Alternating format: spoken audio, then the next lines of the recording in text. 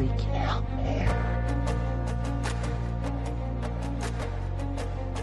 You can't handle the truth. You can't handle the truth. What do all men in power want? More power. My name is luca-zanna. I was an Italian by birth, and I became an American by choice. Our lives and freedoms are in danger. This is not a dream. If you're listening to this broadcasting, you are the resistance. All systems go. Welcome to Love, Guns, and Freedom. Here we go, guys and girls. You're listening to Love, Guns, and Freedom with luca-zanna on KTOX 1340 AM and also 104.1 FM. Do not forget, if you want to listen to the show on the internet and also all the past shows, go to www.lovegunsfreedom.com. Now, if you hear something like some sort of, that's my dog. It's kind of warm today, and my dog is with me in the office. So that's not a sound effect. That's a real dog. Now, every time I come on the show, I always say, oh my God, 3 hours. How can fill them up? Trust me, there is not that problem because we are living in such an interesting time. So very, let's say, interesting, it's a sarcastic way. They are very scary time in some ways, even the exciting times. Because I really believe, this generation is facing a reality that if we do not do the right thing, first of all, we're going to get stuck too. But for sure, whoever comes after us, they're going to live in hell. Because this is just the beginning. And there's so many things. That's why I say, why am I doing this? I always repeat myself every Sunday. Honestly, it's almost 4 years I'm on the air. I cannot believe it. And as I said before, I said many times, I have many things I can do in my life. I do not need a radio show to be fulfilled. Honestly, lately it's becoming almost a big effort because it takes a lot of my time. But then I look at this as the big picture. And I say every one of us at the end has to follow their call, has to do what they think is right, to try to, as I said, this is not just about political things. It's about good against evil. And don't get me wrong, I'm not saint. I'm not here to try to say I'm holy. I'm a regular guy and I have a lot of problems. But I tell you something, when it comes to this reality we are facing, I really believe we are facing evil. As humanity, as a free humanity, we are facing a dark cloud. That if we don't fight back all together, I don't care if you're in Africa, Italy, Germany, America, Montana, Arizona, we are all facing the same global tyranny. And at that point, every one of us, regardless where you are, you must try, at least you should try to do what you can. And I'm not talking about, taking arms right now. This is not the time. I'm talking about start to awake, start to, let's say, educate, try to share information to our fellow human being. That's my goal here. As I said, this show now is becoming across the borders of Arizona, and, of course, cross the borders of the United States. And I like that as much as I declare myself a nationalist, because I really believe I'm not a global citizen. I am an American, period. So much that I also burned my Italian passport. So I'm not trying to play here, we are all together, we are global citizens. No, I'm an American. And I respect my fellow citizens of other countries. Because why I say that? Because I believe in nationalism. Because nationalism means that we have our own sovereignty, with our own laws. I don't want to be mixed up with some third world country that is pretty much, there is no even the hint of a Bill of Rights. People say, we should be all the same. No, we are not all the same, unfortunately. I wish every country had a Bill of Rights with some, inalienable rights, like freedom of speech, like the Second Amendment, like the Third, the Fourth, and all the amendments that we have. No, that doesn't happen. You go to Europe, just because of your speech, you can be put in jail. I mean, for myself here, every time I've been on this show, if I was right now in Italy, I would have been arrested every week. Think about it. Just because of my opinions. That's the fact. So I don't want to become part of the global slavery out there. At the same time, I hope the rest of humanity will fight back together for the common goal of freedom. That's it. How do we do it? We must learn what's going on. We must educate ourselves. That's why I'm here. That's why I find the energy. Otherwise, I could not care less. Simple as that. Now, I have a guest. He's a friend, a man I've been knowing so many years. Even, of course, the last 10 years, we lost completely touch because, he lives in another state. But he's been pretty much one of my first contacts when I started my awakening And I want to call it a political awakening. I call it like a duty awakening, because for me, political is not an abstract word. It's a duty as an American to get involved in important issues, like the invasion of this country. We've been invaded. California was the first experiment. Unfortunately, America lost there. It's an occupied territory. But guess what? It didn't happen like overnight. And many good Californians try everything they could to try to stop that. And among those was my friend Frank Jorge, that, by the way, is, he was even born here. Like myself. I was born in Italy, he was born in Cuba. And today we are looking at this reality, 10, 15 years later, for sure the last few years, what's happening to America. But I say just the last few months. I really believe if you read history, if you compare with other civilizations, other countries, we are living in very dangerous times. I would compare this moment right now, what's happening to America, to a very well-planned revolution to destroy our republic and to create, through force, because they're using force and violence, a new socialist/Marxist type of government. People say, you must be out of your mind. No, I'm not. First of all, the Bolshevik under Lenin didn't start overnight. They didn't have power immediately, but they started to beat up people. They started to burn buildings. They started to to destroy monuments. And then finally they came down to this frontal attack. But the point is, before even that, look what we have right now in many states. I mean, we have states that declare socialist. I mean, when I talk about Oregon, we want to talk about Seattle. You want to go to, some part of Washington state. The city council is declared socialist. The minimum wages and everything else, it's completely out of a Marxist agenda. Anyway, let me shut up. Let me bring my friend Frank Jorge. Frank, are you there? I'm here, Luca. All right, man. So glad to have this opportunity to speak with you and your audience. Very good. Thank you. And I always appreciate your input and feedback because, you're an interesting guy that has been around, first of all, as a human being for a while, but also as experience. You were born in another country, and then you came here, and you still have some sort of connection to even a place that now you don't live anymore, but Cuba was the place where you were born. Maybe, I don't know, maybe you still have family or some sort of friends. I don't know. But the point, you can see with better eyes exactly how everything can change overnight. Not because the things that were great before Castro, don't get me wrong, but for sure it got worse. What do you think about what's happening right now in America compared to Cuba? Well, Luca, there are similarities there, and I'll tell you why. By the way, I got here in the United States in 1957. I was then about just 7 years of age, 2 years before Fidel Castro took over that particular country.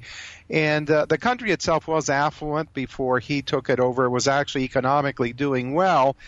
But what helped Fidel Castro was the media. The actual war between Fidel Castro and the tyrant government claimed only 200 lives. So it wasn't a military battle of any kind, really. Mm-hmm. How Fidel Castro was able to take over the country was through a media that was complicit. And a lot of that media was here in the United States. Now, Luca, we hear a lot about the fake media. Of course, President-elect Donald Trump, when he was running for president, kept calling them out as being the fake media. And now the Bolshevik uprising that we're looking at in the United States, and seeing these people come out with their Antifa masks and everything on, dressed in black, destroying things, attacking people. And, of course, they are communists. That's what they are. Black Lives Matter, another group that is communist-backed and communist-friendly. We're seeing what would appear on the surface to be a Bolshevik uprising. We see how the media is complicit. I followed the events of Charlottesville, Virginia, very closely. Mm-hmm. I knew a few months ahead of time that white nationalists were going to be staging a rally trying to stop the takedown of the statue of General Lee, the Confederate general, in what was once known as Lee Park. The name was changed a year ago to Emancipation Park, our politically correct country now. Mm-hmm. And in the aftermath, when they were attacked, and it wasn't just white nationalists that were there. You also had constitutionalists of every color, black, brown, yellow, who showed up at that rally. And all we heard about was the white supremacists, the white supremacists. That's what the media kept pumping out. And they barely ever said anything about Antifa, calling them out for their violence, looking into the issue and seeing that the mayor, Michael Signer, is a person who is aligned with Barack Obama, and that the governor of Virginia, Terry McAuliffe, likewise. And, you know, the power structure there told the police to stand down and herded the ones that held the legal permit. This would be the white nationalists in particular and the constitutionalists in such a direction that they would collide with Antifa. And police were told to stand down as the Antifa practiced violence on everybody. So I'm looking at a mainstream media that is complicit in everything that's going on. It's lying 24/7. The only places to find the truth are programs like yours and a few others. Even Fox carried the false white supremacist narrative, and everybody was getting down on white supremacists. That was not the story. The story was that there was a rally that was scheduled, free speech, as we're supposed to have under our constitutional First Amendment rights, that was stifled by communists with the help of the government establishment there in Virginia itself. And after that time, and even before that time, we have seen many instances where Antifa and the communists show up to shut down a free speech rally. And in California, 15 years ago, I saw a communist show up to try and stifle rallies against illegal immigration. So we've got a mainstream media that, just like in Cuba, it's deceiving everybody and making bad people out to be good people and just ordinary citizens of every kind who want to practice their First Amendment rights as villains. Yeah. And we're looking at a real mess here. This is very, very serious. No, I agree. This is another thing really, it drove me crazy lately when they start to associate the idea nationalist with racist. This is so bad because you can see where it's coming from. If you have a person like use your brain, that's easy to understand. But when you are just listening to the propaganda and you get brainwashed, okay, now they say nationalist, racist. Nationalist, racist. I mean, they are two different concepts. Nationalist, exactly. You means you believe in the concept of nation, as I said, with the concept of sovereign borders and sovereign laws. Like in this case, the supreme law of the land is our U.S. Constitution and Bill of Rights. But the point is, people don't maybe understand, or people, they don't know that behind all this is not just a bunch of thugs, with a mask and, try to tell you racist, racist, racist. No, this is a plan of a group of very powerful people who control the media, of course, and then now they have the fear that their global government plan is slowing down. I'm not a fan of Trump in every sense because he's a man that has a lot of things can improve. But let me put it in this way. One thing I really think is doing some sort of good is slowing down the agenda of globalism. So the idea that we are all now under this global government is coming to a point that they are fearing, all these free trade agreements, all the things that they are not free at all, this sort of dissolution of our sovereignty. The man seems like genuinely is trying to stop it. So I really believe now they need to create this sort of a fear into us. Every time you say, I'm a nationalist, I believe in concept of borders and sovereign, you're a racist, period. That's correct. That is their narrative. That's what they're doing. I always wondered about the media, Luca, because even in California, years and years ago, when you and I lived there and we did our rallies against illegal immigration, the media was not with us. There were rallies that were huge, and television stations would come out and they would really not report upon them. They would not show a handful of American citizens standing up to a bunch of illegal aliens and their supporters while they threw trash at us and do it everything and were sometimes violent. The media wouldn't do it. And I kept wondering about that, and I did a lot of digging, and some things are very interesting that play on to the day and what the media is doing because, like what you were saying, they have this narrative. Anybody that's a nationalist, well, that automatically means you're a white supremacist. It means you're a racist. It means you're no good. They want to do away with the concept of the American citizen in its entirety. We've seen partial replacement of American citizens through the use of illegal aliens, and then they went further and they started bringing in refugees from all over the world, which we cannot not afford. Yeah. We're $20 trillion in debt. We can afford nothing. And the Barack Obama administration advanced the concept of the New Americans, the task force on New Americans, which meant bringing in a lot of refugees and putting them throughout the country. These are the things that Barack Obama did. But I had to go back and I had to look at what's happening with the media, and it was a former director of the Central Intelligence Agency, William Colby, who many years ago said that the CIA controlled nearly every news establishment of importance in America. This was years ago. Yes. He retired, and then he was murdered, and lots of games are playing there. Wow. The Central Intelligence Agency has been involved in many things that are objectionable and questionable in the United States. They have brought drugs in. They've been doing that forever, facilitating the sales of drugs within the United States that they bring in to make money to do different things that they do. And they even at one time had mind control programs, which were actually very successful. You never hear about that. But this is where they manufacture the so-called crazy people that go out and kill other people and such. Mm-hmm. And it's even rumored that they probably murdered President Kennedy, his brother Bobby Kennedy, and even Martin Luther King. Anyways, what we get from all of this is that there has been for quite some time a group of powerful individuals, maybe it's an oligarchy in the United States, that control everything, the Congress, the presidency, everything, and who are pushing us towards a globalist environment where we have no borders. The illegal immigration movement, of course, said to us that we had no southern border. Not really, because no real effort was made to control that border, and that it would have been easy, yet they make it seem like it's impossible. Now we fast forward to the problems that we have with our mainstream media lying. The blessing of Charlottesville, Virginia, whether one likes white nationalists or not, because they were the ones that took out the permits for that park.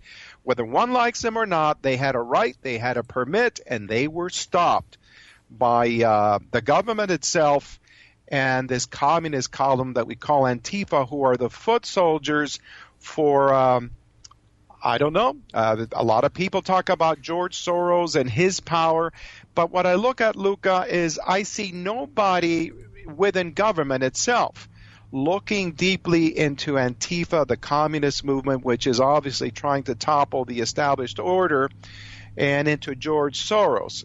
George Soros has been dealing in treason for a long time, and the reason I feel, Luca, that we don't get an honest report on everything by the government is because if it did, we would find that government itself is involved in what we're looking at. The objective, in my particular studied point of view, they want greater power to rule over us to the point that we cannot even object. They want to take away the Second Amendment. They want to take away the First Amendment, and they're using these Antifa fools and these Black Lives Matter fools as foot soldiers. I'm sure you know that there have been reports of these people being hired straight from ads that they place on different classified ad type environments, promising to pay them $50 an hour, $20 an hour, and reliable reports have come. Say, for example, in Charlottesville, Virginia, there was a black man, very nice man, Charles Patrick, who put up a video. He said that he had direct information that some shiny new buses rolled up, and that in one of the buses you had people with Antifa outfits on, and in the bus right behind it, they had guys with KKK T-shirts on. Mm-hmm. And he said, how is this even possible? So really, I look at it, and what it is, I think it goes beyond Mr. Soros. I think this is something that's being ginned up. It's a psyop or some kind of operation by intelligence services to further control what we think, how we perceive events that are meant to actually break down what's left of freedom in the United States and roll us into this global order and create of us slaves, nothing more than slaves with very few freedoms. It's interesting how you say how you would be locked up in Italy for saying the things that you say routinely here. Yeah. I hear the same thing in England. I hear the same thing in Canada. And of Cuba, forget about it. They'll disappear you overnight. I don't want to be a part of that. No. I want to keep what's in the Bill of Rights for myself and my family, because that works. Yeah, and unfortunately, I wish you were wrong. I wish you were just a little bit too carried away. The same type of conclusion that you came, I came according to facts and evidence. This is not just some spontaneous movement of anarchists. That would be bad enough, by the way. The point is, you can see it's a control of position. It's a control. Yes. Think about just the fact. People should think about it. All this could be shut down if you were a white, regular, average American and trying to do the type of act of violence that this bastard has been doing. You would have been, not even arrested. They would shoot you on the spot. Period.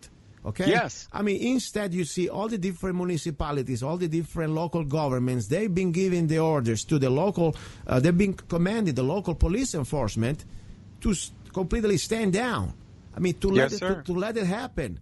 And this is something beyond politically correctness. This is a part of a plan. And these globalists, they really have as a general, let's say, modus operandi, a general way they operate, this sort of a system. Problem, reaction, solution.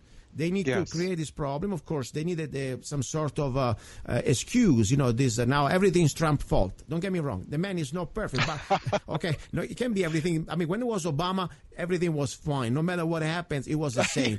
Now, we got bad weather. It's Trump's fault. And then I'll tell you something about the weather. I mean, the point is they're trying to blame everything on him.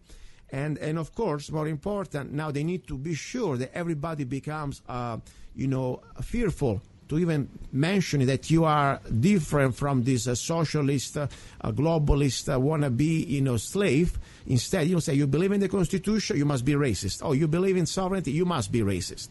Yes. That's what they want. And more important, they want now, as you said, create a new stage. That because all this hell that they let happen, we're all going to pay the consequences. And I wouldn't be surprised martial law would be next door or next time, So, and more important, what I really am concerned, we're going to start to have these people that they think they are in power and legitimized by the same elected losers politicians. Because when you have a Democratic Party, or even worse, some Republican leaders, like the Speaker of the House, Paul Ryan, the piece of slime crap, okay, that could even denounce Antifa, because I don't know why, because maybe just he thinks that's not the right thing to do. At that point, these bastards, they really feel somehow legitimized, and almost they can get away like they did with Obama to do whatever they want. Because after all, there is no real stern opposition or, let's say, criminalization, about that. So I'm concerned that we didn't see the worst yet. And let's not forget also, meanwhile, we have this out of the blue, the boogeyman, that, by the way, is really an ass and is really crazy. But at the same time, we don't forget that it's being funded by the same government that we're supposed to, the U.S. government has been giving billions of dollars to North Korea. That's my point. Starting with the Clinton. I mean, whatever nuke reactor they have, it was given by our tax dollar. And now, out of the blue, this guy is getting loose. Is that at an accident or maybe by design, because they need to create this new World War III? What do you think? I think it is by design. We're being manipulated, have been for many, many, many years. The North Korea situation, they've had nukes for a while, and now they have the means of delivering those nukes to different parts of the country, and a big deal is being made out of that. Every sovereign country has the right to do what it wants to do. And I think the situation here, we need to take note of that, but it's almost like they want us to take the eye off the ball and focus on that and worry about that. Well, we're worried about that. We're not seeing what's happening internally right under our noses. My analysis of the United States today, Luca, is, for example, a lot of people, including myself, voted for Donald Trump. I didn't think he was going to make it, really. And my focus is not Donald Trump, but on the United States. I think he was the best that was available from all those who were running, because so many were so utterly objectionable. But a lot of people have aligned themselves with Donald Trump, not the Republican Party, because they know that the Republican Party has a game that it likes to play, and it's called vote for us and we will stab you in the back, and they have done so repeatedly. The people know the Republican Party will stab them in the back, so now they go for Donald Trump and they work with Donald Trump through the Republican Party. Crooked as it is, the Democrat Party, that's a new communist party, no doubt about that. So the two main parties no longer represent the average patriotic American, which I think the majority of us in the United States are. The point here is that what kept the United States together is the average citizen, people like you and I who are patriotic. We love this country. We love the Constitution, the rights that we receive that are not available in other countries of the world. Forget about it. You don't have what you have here in every other country. America, to a high degree, is an exception.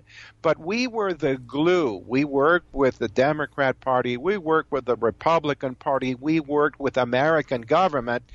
And now there's this slide. We know that none of that is willing to work with us. The Republicans won't work with us. The Democrats won't work with us. American government is against the average American citizen. We're all in a corner with this guy, Donald Trump, who is not a perfect person, that's for sure, but he makes a lot of noise and he speaks his mind, so I like that. So what I'm saying is it's like a book that, it has a binder. It has a set of glue in the back that keeps all the pages together. And in terms of the United States, the pages is the United States. The glue, average American patriotic citizen, that glue is gone. This place is ready to fall apart. It's divided between communists, welfare recipients who are highly aligned with the communists, people who work for a living like us, and then people who vote themselves a portion of our paycheck. They said 47% of Americans really don't work. Mm-hmm. They live off of the rest of us. You cannot keep a country together that way. The critical point that is coming up in the United States, in my opinion, in the next few years, is whether we will remain 50 states in a union or whether we will all go our different ways because we cannot be together, sort of like what happened to the former Soviet Union.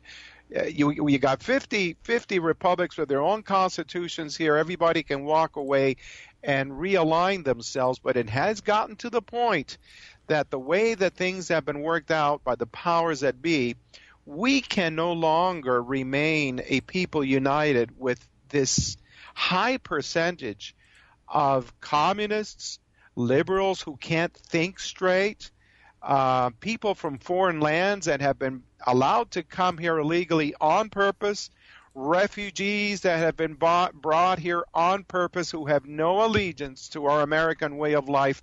They're just here to get whatever they can get, and to hell with the rest of it. It ain't working. It's like it's set up to fail so that somebody in the chaos can re-scoop it all up together and form into it what they want it to be. Something like the European Union with no real borders, and that's failing. We all know that. Yeah. Where we have no borders between the rest of South America and the rest of North America, and we're just a nothing. We're part of the North American Union, a country that no longer has an identity of its own, but is just, something in a stew, in a soup, a bean in a soup with none of the dignity that it formerly possessed and none of the freedoms. Very important here. Second Amendment rights. Your right to have a gun to protect yourself against government itself when it decides to militate against you. And, of course, First Amendment rights, which we must have if we are to function as a republic of free men and women under a constitution. And, by the way, I no longer believe us to be a free people. No, you're right. Unfortunately, I really believe that this is exactly what they want, what they plan. And the fact that now people for a moment thought, okay, we are safe. We had Trump. We got all Republicans in power. We're going to be back to be great. Guess what? First of all, as I said many times, even if Trump had the best intentions, even, of course, he's not perfect on everything, right now we see that he cannot do everything he wants. So much that is bending over on many points that he completely was opposing just before the elections. I mean, that's a fact. So, and more important, you see, Congress, it's a joke. It's a if people still believe that we have two-party system, you need to go really to a shrink and get some medication because, I mean, Obamacare was the latest revelation, hopefully, even for the latest, most naive people out there who still, worship the GOP. Wake up. You see that we've been scammed all these years. Yes, we have. All this show, we cannot repeal Obamacare because Obama would, not sign it.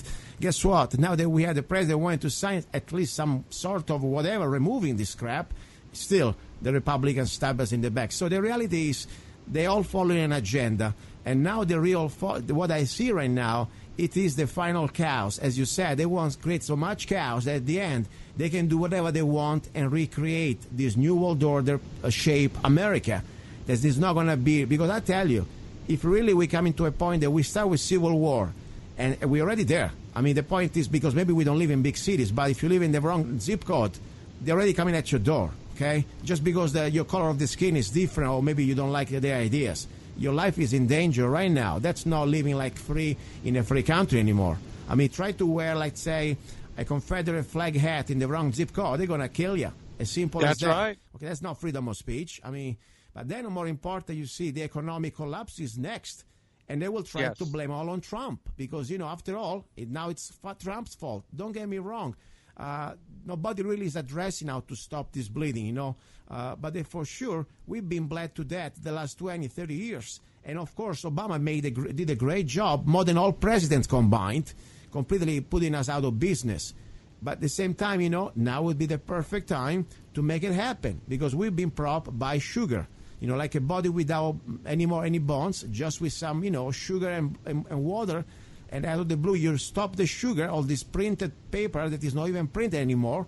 All they need to do is start to create an inflation, or more important, completely deflation, and bang, the machine is going to go on starvation, If you have no more cash going around, the Federal Reserve, this private Federal Reserve, they can destroy this country anytime they want. And then, of course, unfortunately, this uncertainty to go to war anytime with some, foreign enemy that has no face, like, always there is going to be all the Taliban or they're going to be ISIS. Next time it's going to be another name. And, of course, now it's North Korea. Because after all, ISIS, we realized that was a scam created by the Pentagon and by the CIA. It's funded by the former administration. So I don't know. I just pray in a miracle because I really realize that this is not over. It is just the beginning. But what can we do right now? I think we got to keep doing what we're doing. Wake up as many. I don't care if you're American, if you're German, if you're Italian, wherever you're from, if you believe in the cause of freedom and you don't want to be a global slave, we got to somehow wake up each other. Because at the end, we're going to face much more than just higher taxes. I mean, we're talking about depopulation. We're talking about, of course, a destruction of every form of rights. When you live under martial law, only the elite is going to have some sort of, they're going to have it good. We're going to be slaves. Do you still have contacts in Cuba? Do you still have family or friends? I'm just curious. Yes, I do. Actually, I do. I have a cousin that's a very respected doctor over there, and she makes the equivalent of $25 American dollars a month. She teaches at a university. The whole system of communism is an absolute failure. All it ever produces is misery. Some of my family members have been sent off to Venezuela. Wow. This is part of what the communist regime does. It exports doctors, but there isn't any real medicine or anything. And, of course, you see what's happened in Venezuela. There's Cuban military troops out there. Yeah. And Venezuela has now fallen under the disease of communism, and it has yielded what it always does. When you don't pay a person for working, they're not going to work. And under communism, nobody really gets compensated as they should for what they do, so they don't really work. And when people don't work, you don't have raw materials to work with, which are produced by people. You don't have products because everything is centralized planning, and it always fails. Venezuela is now going hungry. It has no food, and more than that, it's hungry for freedom that it no longer has. And now that crap is being attempted here in the United States. You know, the ruling elites, Luca, to me, they don't care what system they use. They will use communism. Yeah. They will use super capitalism, whatever the tool is, and you never get to know what the real game is. But they do exist, and it's quite obvious that they intend to take this place down. We're very close to being collapsed. You talked about the Republican and the Democrat Party, which a lot of us now refer to as a uniparty. Yeah. The uniparty. There really aren't two. It's like you mentioned about Obamacare. They had more than 7 or 8 years to contemplate what to do about it, the Republicans. And what did they produce? Nothing. We still have Obamacare. You know, people have to take their clues from what they're seeing, and this is why I say that on one side of the aisle, you got all the patriotic Americans who know they cannot rely on either party. On the other side of the aisle, you got all the flakes, the communists, the Antifas. And I have a theory about these people. Not only are they hired, but there are some true Marxists, some true communists in this country. It's like in the family unit when you're growing up, you're a little kid and you're dependent upon mommy and daddy. And as you grow up, you become more independent and you do things for yourself. You make your own decisions. I think a lot of these communist types here in the United States, they never grew up. They never grew up beyond the stage of dependency. So they need to create something that is like mommy and daddy, and that's the all-powerful central state that tells them what to do, when to do it, what they can have, what they cannot have. They're not suited to being individuals and freedom. They can't do it. So they want to bring everybody else down to their level, and that's why they're communists. Freedom has many responsibilities. Communism, which is a form of tyranny, tyranny is easy. Just do what they tell you to do. You know what I mean? Yeah, no, it's true. Many people, unfortunately, need that. Yes, I do, yeah. They want to feel somehow that at least they know what to do and they don't need to worry about anything. And you're right. This is not just a paid-off fake or rebellion. There are people that have been indoctrinated by our school system and the media, and the whole plan that's been a long time set. I mean, they are real Marxists in this country. I remember when 20 years ago, 19 years ago, I was applying for my visa just to come here. Forget about becoming a citizen, just to become with a visa. There was in the questionnaire, probably something that is still there, even of course is obsolete in my opinion. They should change it because it's a reality now. Are you ever been part of the Communist Party? If you say yes, probably they would have denied you. Now, if you say yes, I think they're going to give you free housing and probably a free sandwich. I mean, they're going to give you double points. Okay, that's the reality. That's the people they want. That's why they've been really the elite has been trying to create no more this melting pot. Like normally we used to have people from Europe, people from Africa, people from everywhere a little bit, according to what the country really needs. And at that point you have a mix of immigration. No, they wanted mostly slaves coming from third world countries because they know they can manipulate them, and they were already being used to be in bondage as in socialistic countries. So nothing really is going to change because that's the system they want. The elite, they want to call it communism or they want to call it fascism, is the same. Is the point that government control every aspect of your life, and they are above the governments because they control the government. That's the way the system works. That's why they're not worried about fascism or communism, because they are above the government. They control government. So that's why we are the one that will be enslaved by our own government. Listen, I want to give you the floor. Whatever you want to say, whatever you think is happening also up there in your state where you live, you got the floor. Okay, thank you very much. First of all, I want to say that having looked at what's happened for the last number of years, I can see Barack Obama clearly as an individual who is a tool of these ruling elites. I believe he was groomed for the spot of President of the United States. He became that, and everything that he did has been god-awful. He trampled on us with his Obamacare, which I hold that is unconstitutional. I don't care what the Supreme Court said. They said, well, if it's a tax, you can do it. It was never declared to be a tax. And everybody just rolled over, and here we are with Obamacare. 1/6 of the economy was seized when he did that. It really wasn't about health care. It was about taking over part of the economy, consolidating more power for the elites that run everything. Mr. Obama, I don't figure that he's very intelligent at all, that he has no real set of skills that make him invaluable to anybody. He was nothing more than a dumb, community organizer, a communist, and a tool for the people that are really running this country. And he did his part spectacularly. He really did split this country apart. Unfortunately, when we look at all of the United States, everybody talks about George Soros, George Soros, George Soros. Here in Wyoming, I've learned that he has a tremendous amount of influence. He has lobbyists everywhere lobbying the state. So all 50 states, we have all kinds of problems that have been generated by people who want to destroy this country, because that is the plan. Rip it apart, then put it together in whichever way you want, but the people will be in confusion. You will have states who will possibly even be warring against other states if this works out the way that they want it to. I see it all as an intelligence operation being brought about by powerful individuals. Mr. Donald Trump, I'm glad he's there. They're doing everything possible to get rid of him. If they cannot impeach him in 2018, because the plan is to remove him and to put in somebody who is friendlier to the overall plan, then there is the possibility that we will see him assassinated.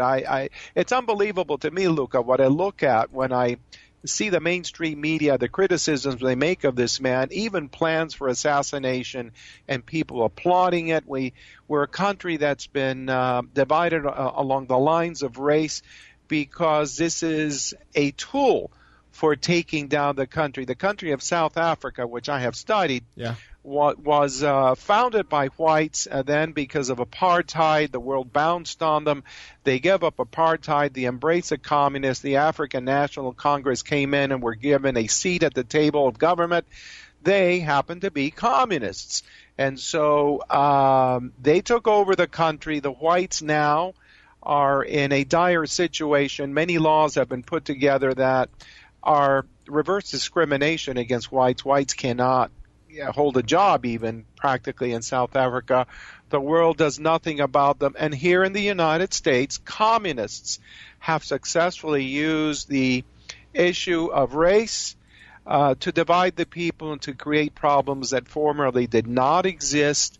And this is one of the tools in the tool bag of these ruling elites, as they pit us one against the other based on race, nationality. We have all this illegal immigration. We have all these people coming in from the third world who will never assimilate, who will never be able to hold a job together. We got to get it together as American citizens, put our differences away, confront reality as best we can, and not allow the tearing up of our country. And good luck, because it is through our tax monies that are seized from us in what I call legalized theft that all of these things are funded, that are meant to restructure our lives, our way of living and thinking.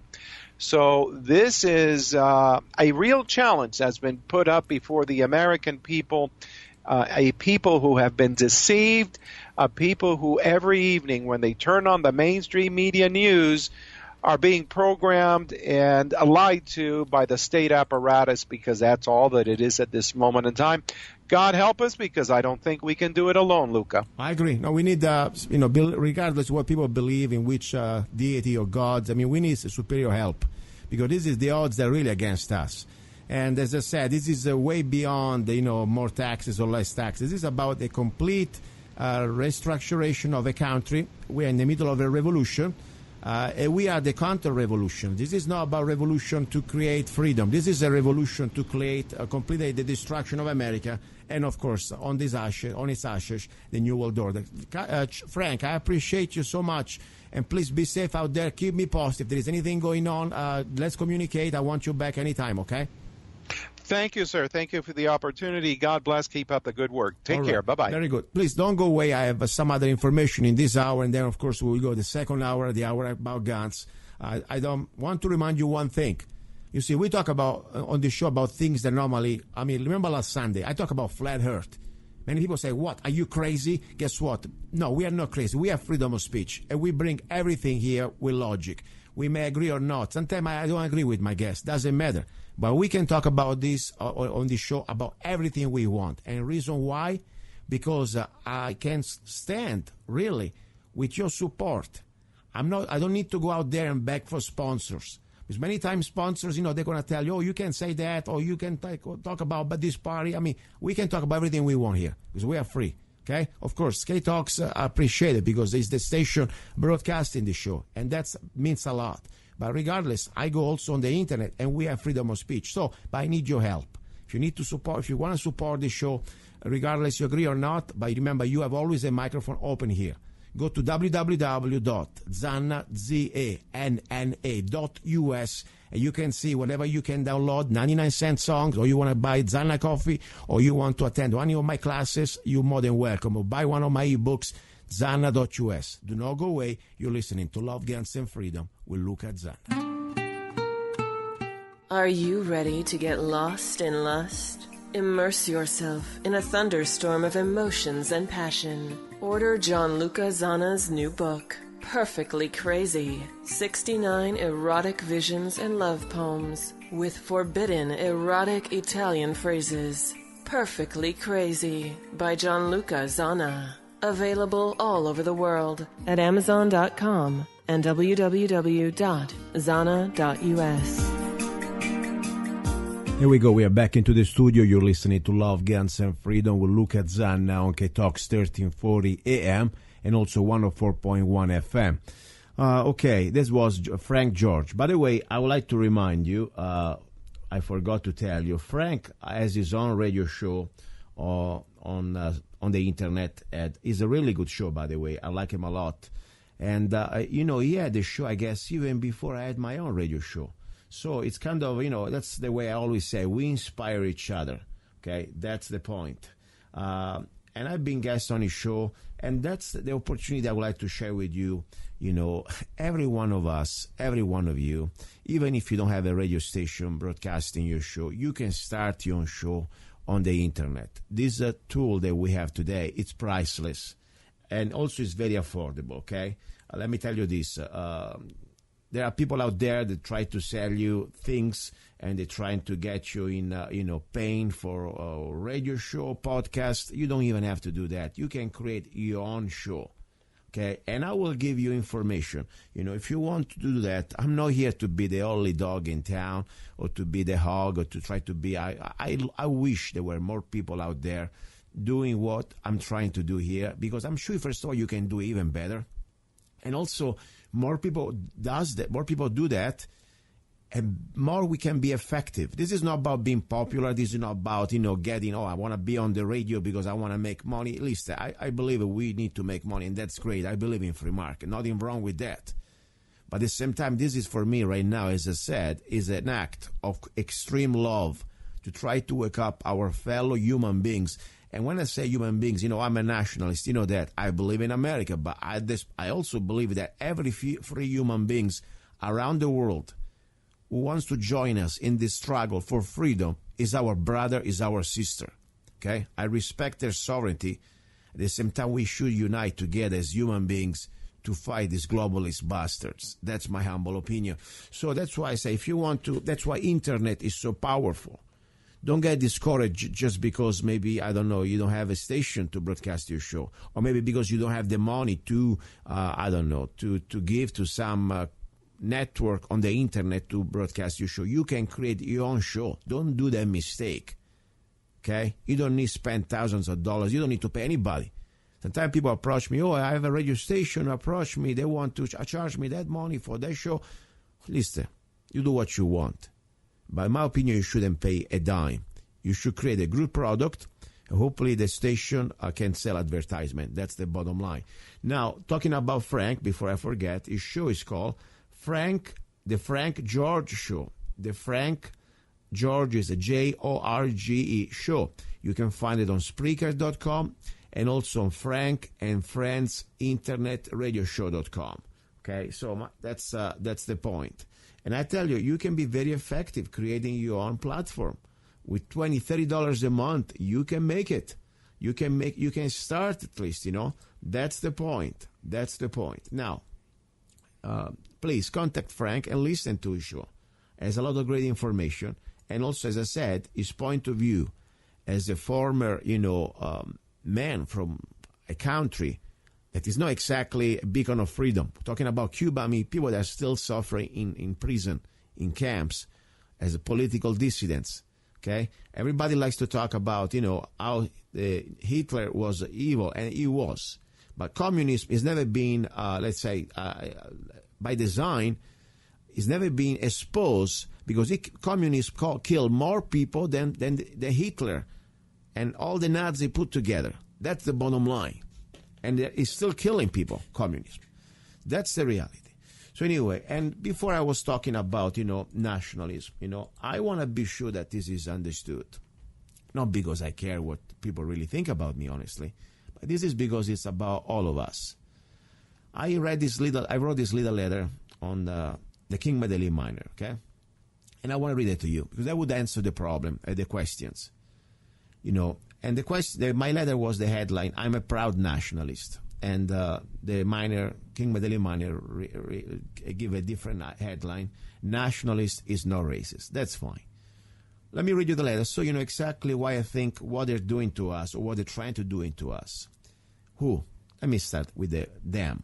The globalists are using the control media and the useful pawns of several leftist groups like Antifa and BLM to try to associate the word nationalist with racist. The real truth is that their goal is to suppress nationalist as a concept of those who oppose the global government. I do not play this pathetic, politically correct game. Let me make clear why I am a proud nationalist. I'm a nationalist because I believe in sovereignty and the concept of nation with borders and sovereign laws. I oppose and do not submit to any global government or any similar kumbaya, feel-good global citizens Kool-Aid.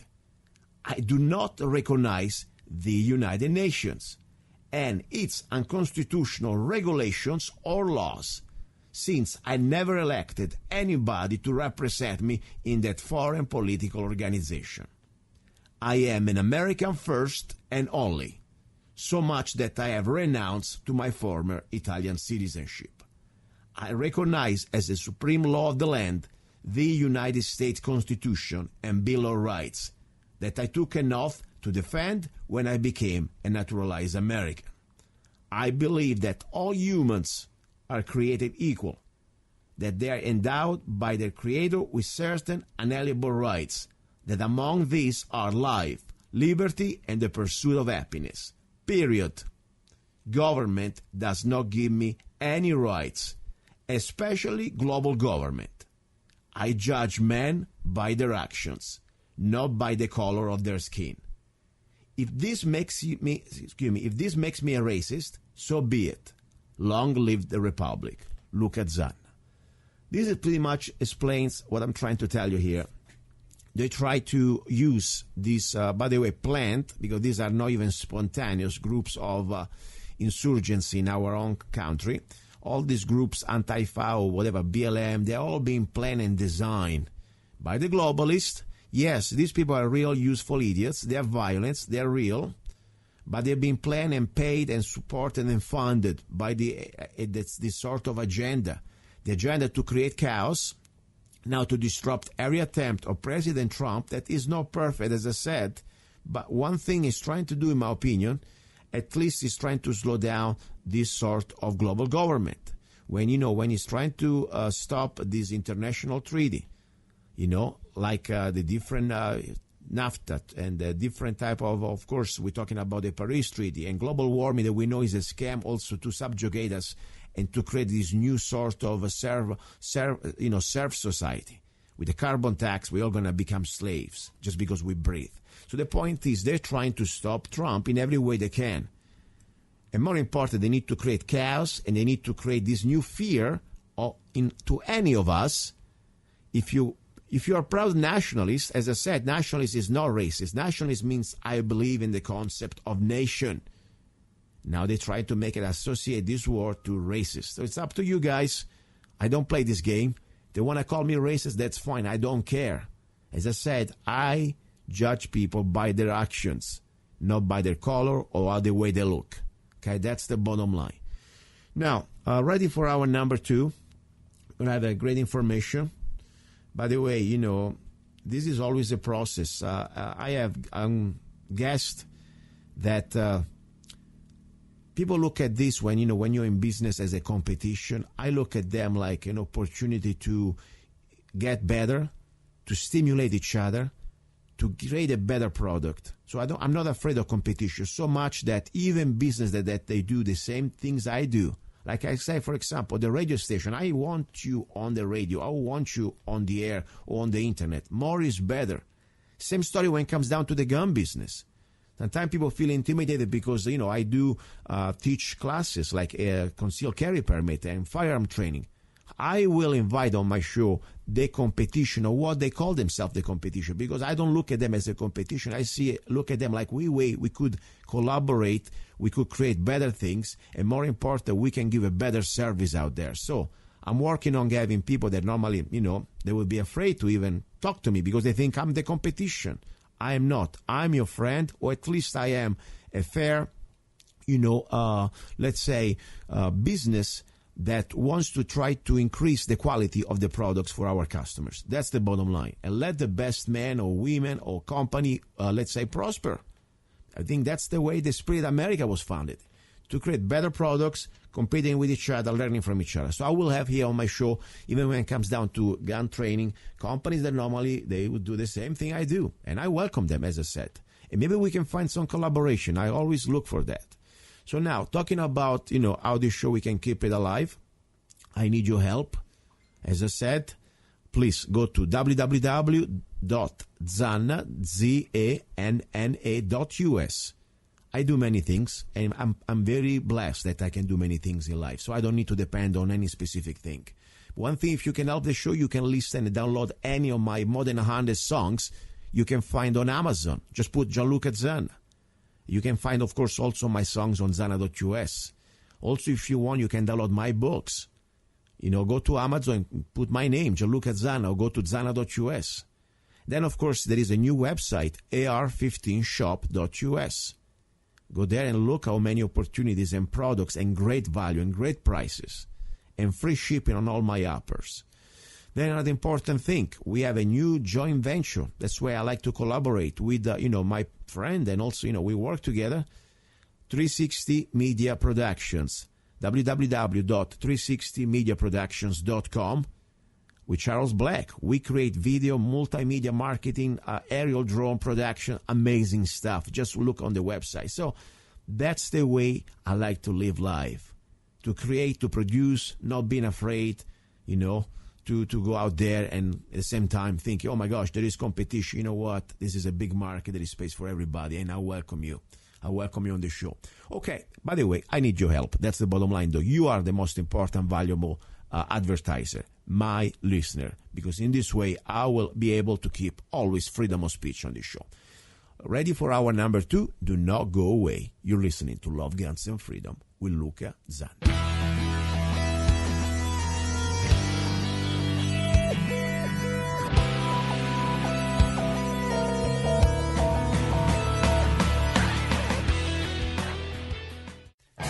Time. Get your Arizona Concealed Carry Permit now with Arizona Concealed Carry Permit by Zanna Enterprises, LLC. Become a more responsible and educated gun owner. Carry legally concealed in 35 states. Carry permitted in restaurants where alcohol is served. Learn where and how you can legally carry a firearm in Arizona. Learn where you can use deadly force. Where can you display your gun or not for self-defense? Learn how to deal with law enforcement while carrying a firearm. Learn how to be aware of your surroundings and how to avoid a confrontation. Buy your gun without waiting for a background check. Get your Arizona Concealed Carry Permit now.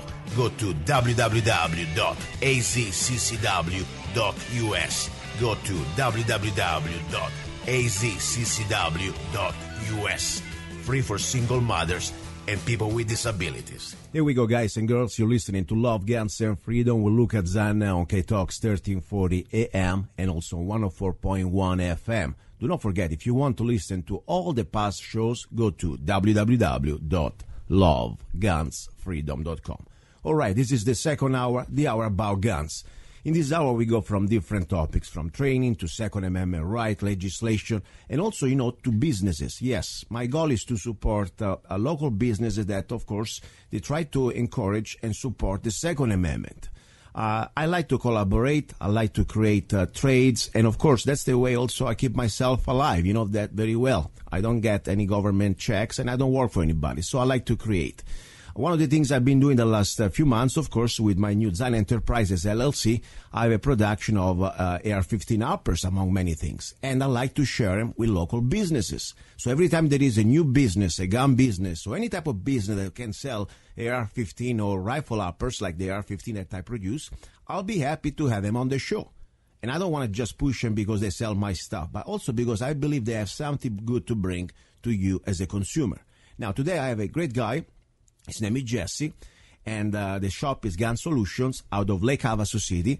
And, I would like to have him on the show just to ask exactly what he does, because besides selling the AR-15 Don't Trade on Us upper and also the Scuddy upper, he has a great service that I really like it on finishing your guns, okay? Normally, when you have your gun, it's blue guns, they can get scratched, they can start to get, all the fingerprints, something that is not really fun, especially when you have a great gun that you want to preserve.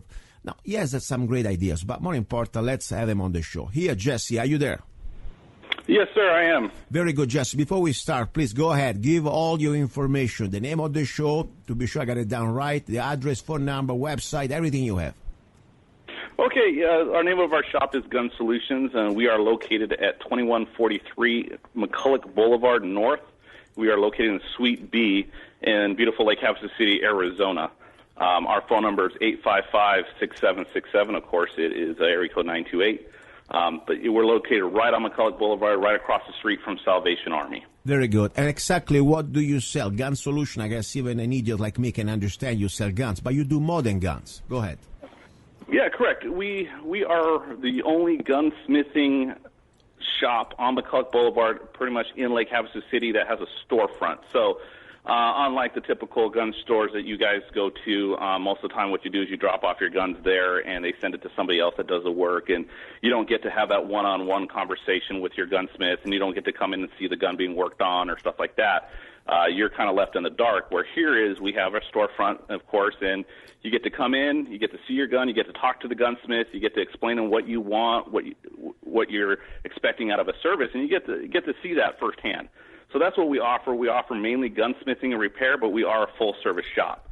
So we have guns on the walls, we have handguns, we can do special orders, we sell ammunition, accessories, we have a whole line of AR parts, as you know.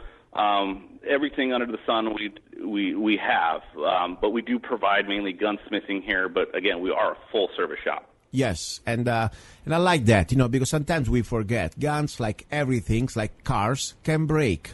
And when it breaks, you don't want to have a broken gun because it's kind of useless. So my grandfather used to say you need to have three types of people in your life: a dentist, a gunsmith, and a lawyer. I think he was right, unfortunately, especially when it comes down to the lawyer. But for sure, we need a gunsmith. If you have a guns, you must have a gunsmith. Now, you have a nice service that you showed me that is not a typical Serracotti service. That, by the way, is pretty cool. Explain something to me. What do you offer for trying to preserve and keep very nice especially these blue guns? Okay, well, we offer one of the coatings that we offer is called Luberbond. Luberbond is a coating that ends up being non-reflective. It's black, which is ideal for hunting in areas with low visibility and desire. It prevents metal-to-metal contact. Mm-hmm. It reduces wear and lowers friction between mating surfaces. It is literally, the thickness is anywhere between 0.002 to 0.005.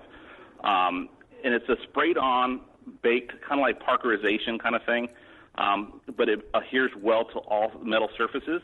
So aluminum, brass, all those metals, it adheres to it, and it gives us this great finish, and it preserves it. So they've done some pretty interesting tests where they have put it in seawater, and the seawater won't touch it because the coating, it prevents it from rusting. For aluminum, it prevents it from having, I'm trying to think of the word right now, electrolysis is what happens to aluminum, and they start the pit. So a lot of people will bring their aluminum frames in from old revolvers, and just the weather out here, the moisture will get in there, and it'll start to eat away the aluminum. If you put this coating on there, it's not a paint. Again, it's a baked-on material. It protects it from that happening. It locks out all that stuff, and it protects it from weather. And it's just a great finish to have, and it's an alternative to, say, Cerakoting, which is kind of thick. It kind of takes the gun out of spec, and it's also cheaper than having your gun re-blued, because we all know that, you get a gun that gets rust on it and it destroys the finish of the blue, and you really have to take the whole gun apart, blast it, and redo the bluing on it, which can get really expensive. Yeah. And Luberbond is a cheaper alternative to that.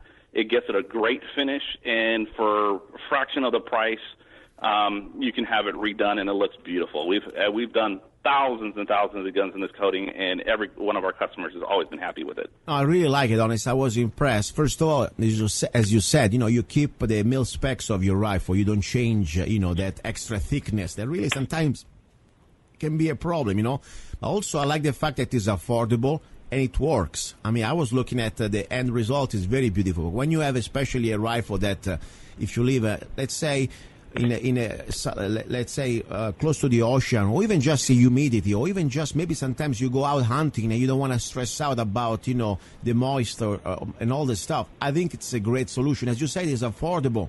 If you want to say the price, I mean, there is no problem, because I think really that could be a great added value to each gun.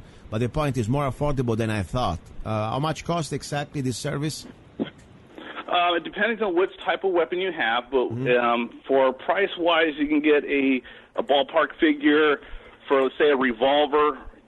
Unless it's a really bad shape, it's $135. For pistols, the same price, $135. Rifles, $135. Depending on the shotgun, it's $155. And if you want a little bolt-action rifle, 22, it's $105 to have it done. And this is something that stays a lifetime. I mean, pretty much you don't have to do it again. It does. It does. The product was invented back in, I think it was the 50s or 60s, as an alternative to parkerization for the military. And what they discovered was that this thing holds up so well during seawater trials that anybody on the East Coast knows if you don't oil your gun on the East Coast, what happens? Moisture gets to it, and it will pit the crap out of your gun. It'll destroy a gun within a matter of months because of the weather. It works so well that the people in Alaska couldn't get enough of it, and we've done a lot of work for them, and it holds up extremely well out there. And some guns have been done with this coating, and it have lasted 20, 30, 40 years, and it's still ticking. No, this is great. I like it. And, what I like also the fact that, as you said before, you don't just sell the guns. You're there, and people can come in. They can ask you questions. They can see what you're doing. I mean, I saw your shop is beautiful because there are no even walls.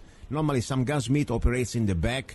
They can see everything you do. That's really nice. I like that type of relationship. Yeah, it's an open air area, so I mean, like I said, you can see us working and what we're doing, and it builds that relationship between our customers that just again, they can come in anytime they want and see us working on them, or they'll see their guns in the corner and they know that they haven't left town. Yeah. And if they do, we'll let you know if they have to go somewhere that's something we can't do and we don't specialize in. We're going to find the person that can do it for you and make all the effort to get you the best price and get you that service that you need. And also, now you're selling the Don't Tread on Us AR-15 M4 configuration upper, complete upper, and also the Scuddy upper. So one more reason why really I would like you listeners to go there to Jesse and shop around, look around. Jesse, one more time, give website, everything you have for people to contact you. Yeah, well, again, it's Gun Solutions. We're located at 2143 McCulloch Boulevard North in Suite B in Lake Havasu City, Arizona. Our phone number is 928-855-6767. We do not have a website. We do have a running Facebook page from Gun Solutions at Facebook. Our email is gunsolutionsaz for Arizona @gmail.com. You can contact us there. You can contact us over the Facebook or call us or stop on in by. Perfect. And I want to give you the floor like normally I do with all my guests. The last 60 seconds, whatever you want to say, something we forgot, something you want to maybe remind us, you got the floor. Well, thank you for that. I just want to remind people that, even in Arizona, you have the right to carry a firearm, and you should exercise that right. I mean, that is your right passed down by our founding fathers, that your rights should not be infringed to carry a handgun, and you should exercise that right. You should not be scared of guns. What you need to do is you need to go get some training. I know Luca provides training. We have people that provide training, and ignorance is, no excuse. You need to go out there. You need to learn some of these laws to protect yourself. Get familiarized with your weapon. Go out and get some training, because that is one of the best things you can do. Don't just go out and buy a gun and think, well, I don't need to learn anything else. You really need to go learn some stuff, learn how to handle it. Gun safety. We would have less accidents if people were just to go out and take some classes and learn how to handle a firearm, how to break it down, how to clean it, because you are going to be our next line of defense. If anything happens to this country, you're going to be the guy that's going to be able to stop that bad guy with a gun. We've heard it say, a good guy with a gun stops a bad guy with a gun, and that is actually true. You need to go get that. You need to get your gun, exercise it, and go out there and just be prepared. Learn. That's all I can tell you to do, is get knowledge on these things. They're not scary weapons. They're not killing machines. They're designed to stop threats. It's like any other tool. Mechanics carry tools. Everybody carries tools. A gun is nothing but a tool, and all it's made to do is to equal the field between you and a bad guy and give you the advantage of protecting your life. Perfect. So go get training, and if you don't know anybody does, call us and we'll direct you. Luca does training. People up the street from us do training, and Against All Enemies offers training now. So go get that training, and you'll be better off with it. Yes, and exactly what I do. I collaborate with local shops who want to collaborate to create this opportunity for everybody.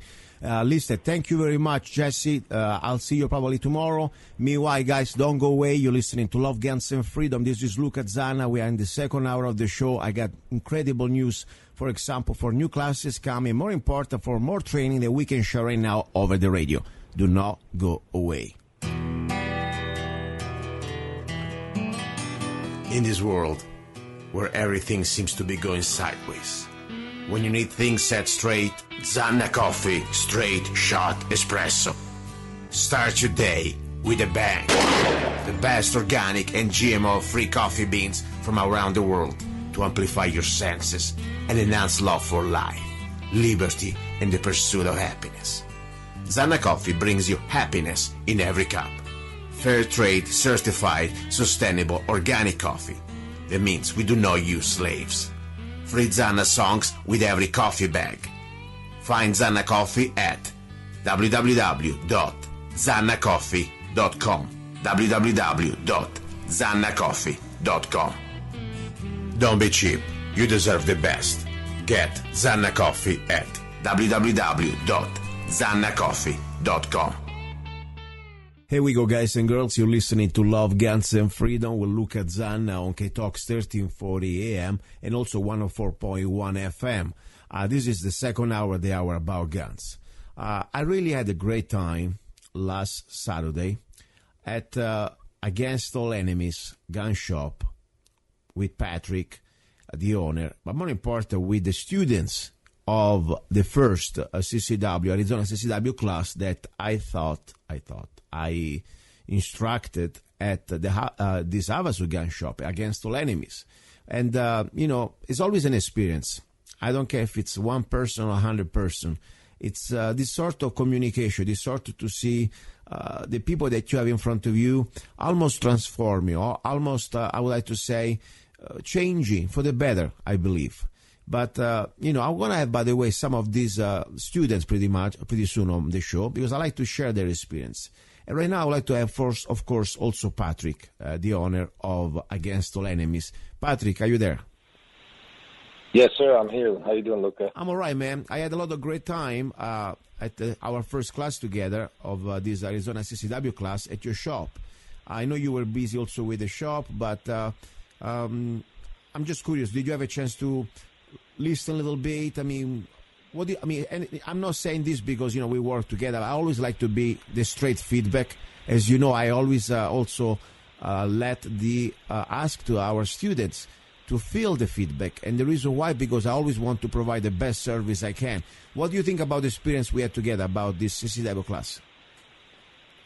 I definitely think it was a success.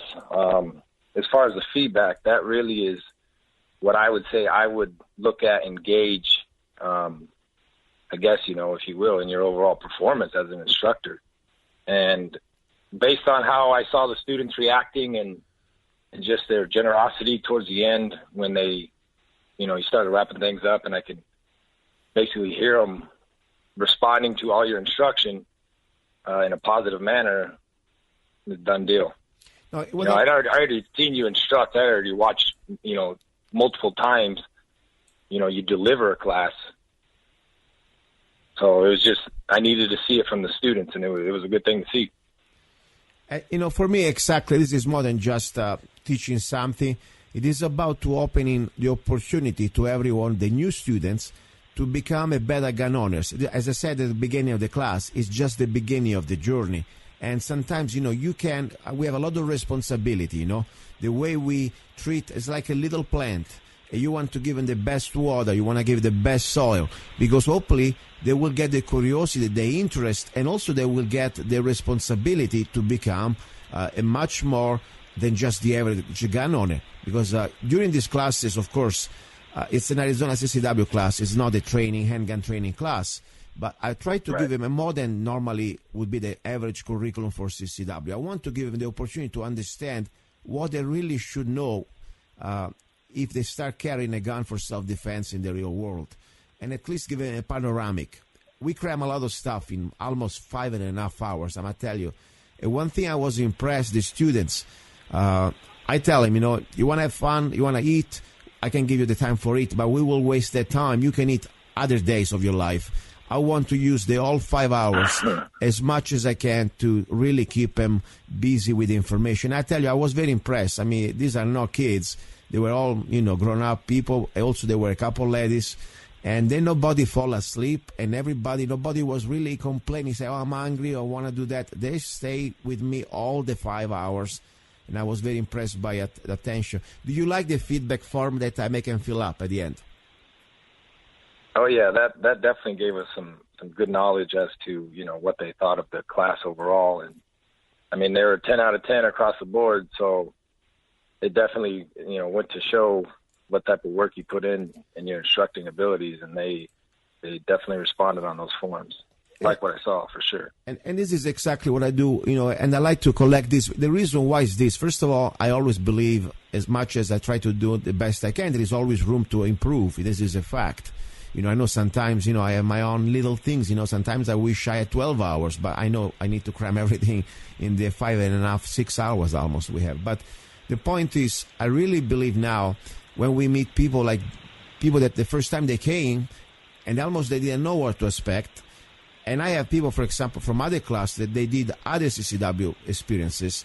And I'm proud that we can provide way beyond what people expect. And the reason why, as I said, we could send them home with a couple hours, maybe 1.5 hour basic requirement by the state. And then, of course, in 30 days, they may probably get their CCW. But the point is, they have not really any clue the rest of the information they must find out. So I'm happy that we're working together. I think also, by the way, you have a beautiful building there at your shop, and the room is perfect. You did a great job putting the room together. Well, I appreciate that. Yeah, I think they enjoyed having a nice, clean facility to sit down and listen to the class. Yes. And I was going to ask you another thing now. We are putting together something a little different that I like the fact that it's free, because sometimes, as I said, I believe everything has a value. I don't like to give away free things. But when it comes down to gun safety, I almost put it as a mission. If I can provide some extra hours out of my time and, to provide that service, I think it's something good, because at the end, it's good for all gun owners. So tell us a little bit about the free gun safety class that, by the way, you're sponsoring, that your shop is sponsoring. Go ahead. All right, so the free gun safety class will be Saturday, September 16th, and it'll run for 3 hours. It'll start at 9 a.m. and end at noon. And what it'll cover is, the basics of owning a firearm and doing that safely. And that'll be instructed by Luca here. So we want everyone to know that there's several ways that you can sign up and take advantage of this free class. You can go to www.aaeamerica.com. You can come on down to the shop. We're open 7 days a week, 7 a.m. to 7 p.m. Or you can go ahead and, hit us up on Facebook or any of those social media platforms and just let us know that you'd like to sign up, and we'll confirm with you after we get your contact information, and we'll get you a seat. So make sure you take advantage of it, and definitely tell a friend. It's something to, kind of spread the word about as far as something that's offered for free. And hopefully we can book, all the seats up Saturday and then Sunday, and just, keep spreading the word around our community and do the best job that we can to get the basic word at least out there to everybody that we can. Yes, and this is way beyond just basic gun safety, because as you saw in the little video we put together, we will talk about almost every handgun or rifles or shotguns on the market. Okay, I mean, at least the different types. Because the idea is for people that even they may hate guns, okay? That's fine. This is not about shooting a gun.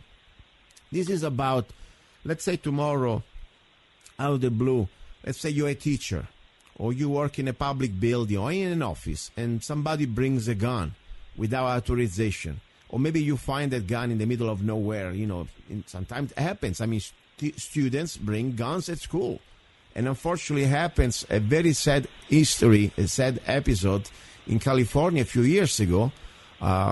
This young man, teenager brought this gun at school. And the teacher was freaking out, of course. So they grabbed the gun. Right. She was calling, of course, 911 or the security people at the class. Meanwhile, the teacher thought, because probably she watched that in the videos, in the movies, she was able to remove the magazine out of the gun. It was a semi-automatic. And then while she was calling, she handed the gun at this other young man. I think it was a teenager, was probably 12 or 13, something like that. And the point, what happened? She forgot there was a round in the chamber because she has no idea even how to check a chamber. Right. So what happened? Unfortunately, the worst thing could have happened. The little young man squeezed the trigger. They didn't know, of course, any basics about point the muzzle in the safe direction and, keep your finger off the trigger until you're ready to shoot. The point is, an innocent life was lost. It could have been avoided. Right. And that's the sad thing. So that's why I really believe these classes, first of all, I don't care, they are free. And, of course, they're sponsored by you, but still, these are free for the people. I treat everybody like this is $1 million class. I give the best out of this class because I really want to be sure that after people finish this class, at least they know what they need to know in case they get in contact with any firearms. I don't care if it's a single action, revolver, or it's some sort of, shotgun or anything that could be somehow a firearm. So I want to be sure people understand this. This is really free because there is a business like you sponsoring it. And it's not like the government that, as I say, many times people think you always pointed it out. Yes, it is. I pointed it out because it's true. We are used to the idea that everything we get free from the government, it's free. It is not free. Somebody is forced to pay. In this case, right, it is a free will. It's a good thing for business. Of course, I don't really even about this for the money for me. This is my time. It's almost free. I'm just talking about almost nothing compared to what normally I would charge. But the point is your business is sponsoring it. So I hope the listeners out there, they appreciate this opportunity, what you do for the community, because this is something nice. I never heard any other business sponsoring a free gun safety class. Normally I'm doing it when I do in Golden Valley, but I'm glad you're doing it this time. So I really hope people can understand this is a top class. It is not like an hour free gun safety stuff. We go deeply in everything. Also, I go also through the range basic etiquette and safety rules, and beside the all generic safety rules. So please give again your website and phone number, free gun safety class, and give also the approximate date that we have. So that website address is www.aaeamerica.com, and the date for that class, the free gun safety class, will be Saturday, September 16th. Perfect. At Lake Havasu City's Against All Enemies Armory. Very good. So excellent. At this point, also I would like to bring probably, I don't know, maybe next show, I want to bring some of the students. You know, I always try to keep, by the way, their privacy because, as I said during the class, we don't take photos. We do not allow any photos. It's a class where people should have privacy because, after all, it's a CC, concealed carry class. Even, of course, in Arizona, you don't need that. But the point still, people may need to be keep their privacy. But I'm looking for people that, of course, they want to be on the show, and I also will keep their privacy. I already had several guests that they were on my show. Anything else you want to talk about your gun shop? Maybe if you have any promotion, anything going on, any rifle or any new uppers that you're selling. Of course, we have a couple of my uppers that you're selling. Go ahead. Yes, we are carrying the Scotty uppers and the Don't Tread on Us rifle, complete with the Plum Crazy Firearms polymer low receiver. We sell those, and we sell the uppers individually. Also, for Against All Enemies, we've been working on testing out some different products sent to us from manufacturers all around, and right now we're working on the CAC Industry blast converter. So all these testing videos of everything that we're doing, you can basically view those on YouTube and Facebook and kind of stay up to date on how everything's going with that. You know, I never ask you. Normally we talk always about the shop and, of course, the services and all the classes. But, you know, I never spend enough time talking about you when you were a younger man and you were a U.S. Marine for 9 years. I'm curious, you know, your first boot camp, where did you have your boot camp the first time you went to the Marine? Boot camp was at MCRD San Diego. Okay. Down there, the Recruit Depot. And how old you were when you went there? I'm just curious.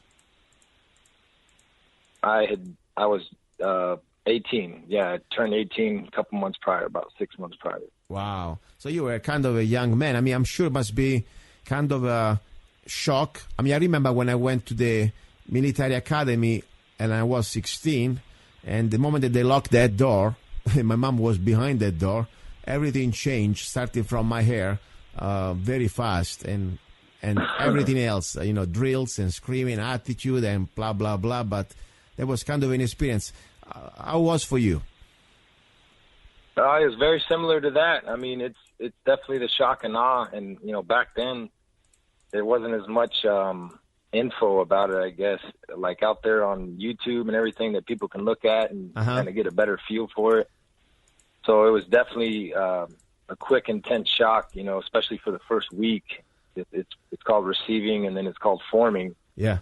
And that's a big blast to the recruits and all the things that we require of them and put them through.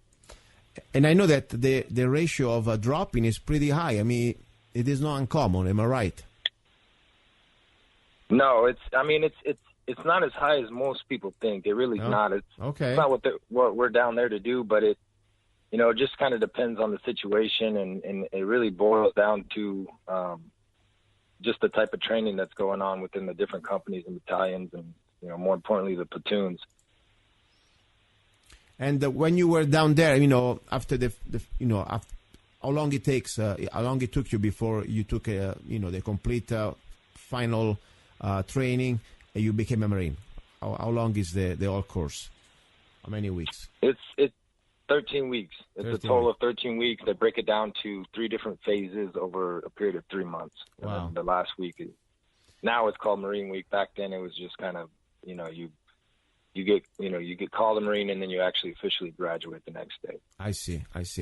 And I'm sure it was a kind of a personal victory, I call it. It's like almost a journey, because, as I said, as much you say there is not much drop, you know, I believe that a lot of people, not everybody can make it. That's at least I remember, even through the regular military academy when we were younger, you know, was kind of, it's a tough, different lifestyle, you know. It is not like, oh, I'm tired now, let me quit.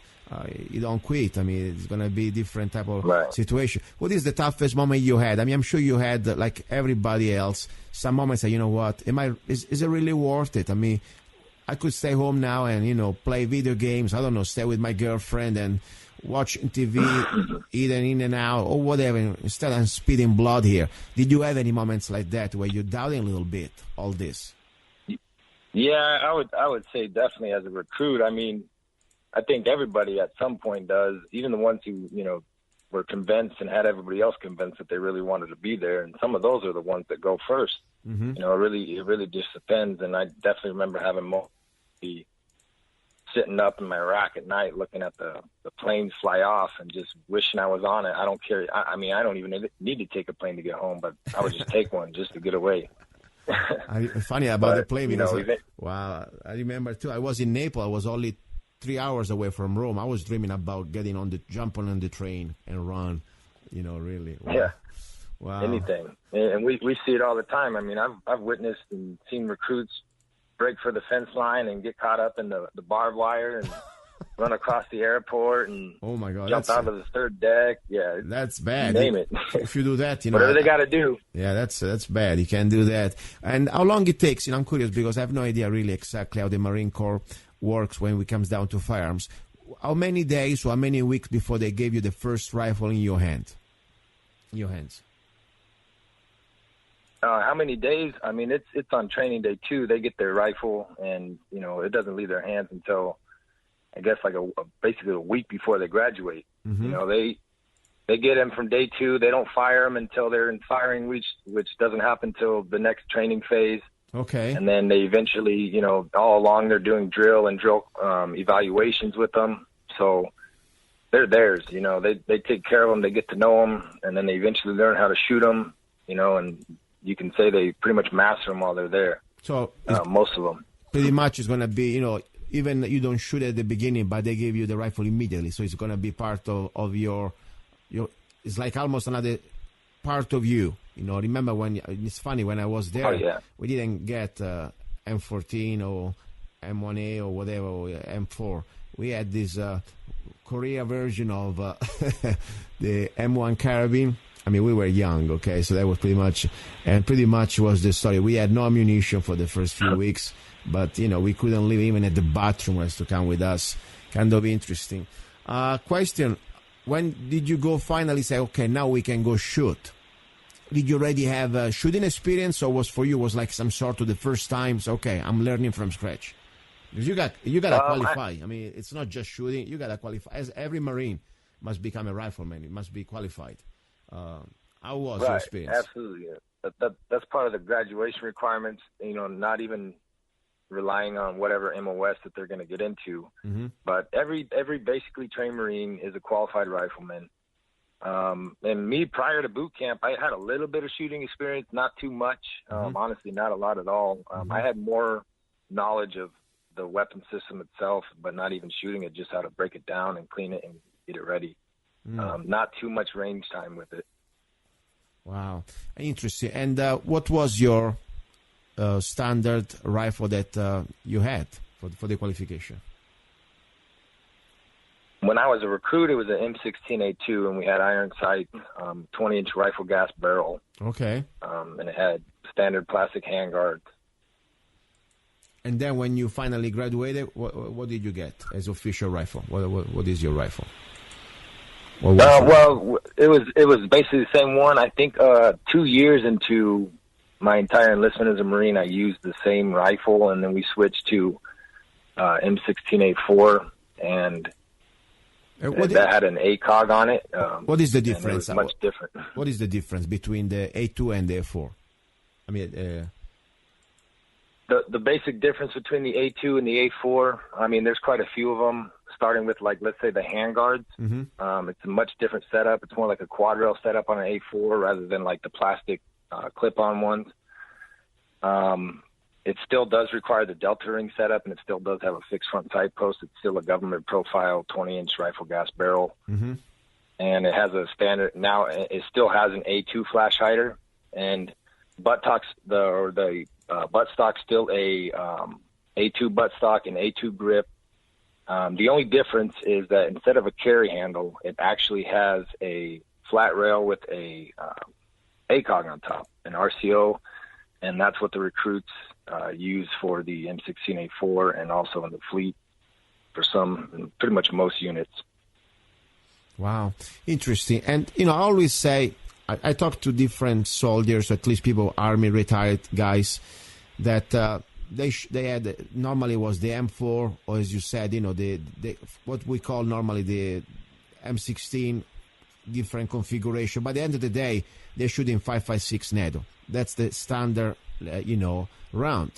Right. For you, if you had a chance to, let's say, you can get any round you want, okay? You go there and say, okay, that's what I want. If you had to go back into the service, what would be your ideal round for your average mission as a Marine? Would you stay with 5.56 or you would get something else? I'm curious. That's kind of a weird question. I guess I could start that by in no situation did I ever actually get to use any ammunition while I was there. Mm-hmm. So I don't know what I would actually be toting around as a Marine, but if I could do it and just, knowing what I know now since I've been out of the Marine Corps, yeah, I think I would want to have some 760 by 39 on me, and then maybe some 243, and then also some 308. I mean, you want it all. I mean, yeah. I agree, honestly. Yeah, I'll take all three of those. Yeah, honestly, me too. If I had to pick one only, though, okay? One only. One. And, of course, there is no an ammunition for every situation because sometimes, 5.56 have some great benefits in between 0 to 200 yards on flash, especially when you have to carry a lot of ammunition. But, honestly, if I had to rely on all in one round, sometimes you can be in an urban environment and next day you may be in the middle of the desert 500 yards from your other opponent. I rather to have a 7.62 by 51 or what they call 308, because I know it's bulky, right. But guess what? Like, when you used to have with the M1A 3006, that round, one round, I don't care where it hits you, your leg is going to be gone. I mean, you can stop a truck with that. I mean, 5.56 is great on flash, but it must be enough energy and speed to tumble and splatter. And eventually, yes, will do damages, for sure. It's devastating if you get all the speed. Right. But when you start to have shorter barrels, you start to lose the speed. And sometimes, the new ammunition that I see, they don't even get, for example, 55 grains used to be pretty fast, and they used to do that. Now, I spoke with different other guys that left the service, and when you start to go in 62 grains, especially what they call the steel penetrator, that they don't splatter very much anymore, they zip through. And after all, it's like almost a 22 on steroids. You know what I mean? I mean, if you get in the head, you're going to still die. But honestly, I don't know. If I had to go to war with one caliber only, I would go with a 308. That's just me.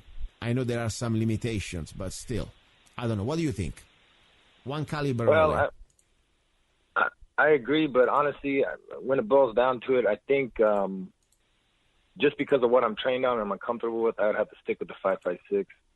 I think it does come down to accuracy, and I don't know. I mean, I like it too. Don't get me wrong. I like the fact that you have a lot of, let's say, speed, low recoil. You can shoot almost from any position, okay? And you can cram a lot of ammo on you or bring a lot of ammo on you in case you have to. You're still going to get... sometimes you'd rather to have 3 rounds of 5.56 than only 1 308. I'd rather sometimes to have 3 rounds, okay? Especially if you go in places that you don't get it. But I don't know. Sometimes, you always wish you have at least in your platoon somebody that at least has a 308. Don't you think? Yeah, it's definitely probably good to have somebody with that 30 cal round. Yeah, at least, even just with, let's say, M14 or M1A civilian version. I mean, I tell you, I like to have that one.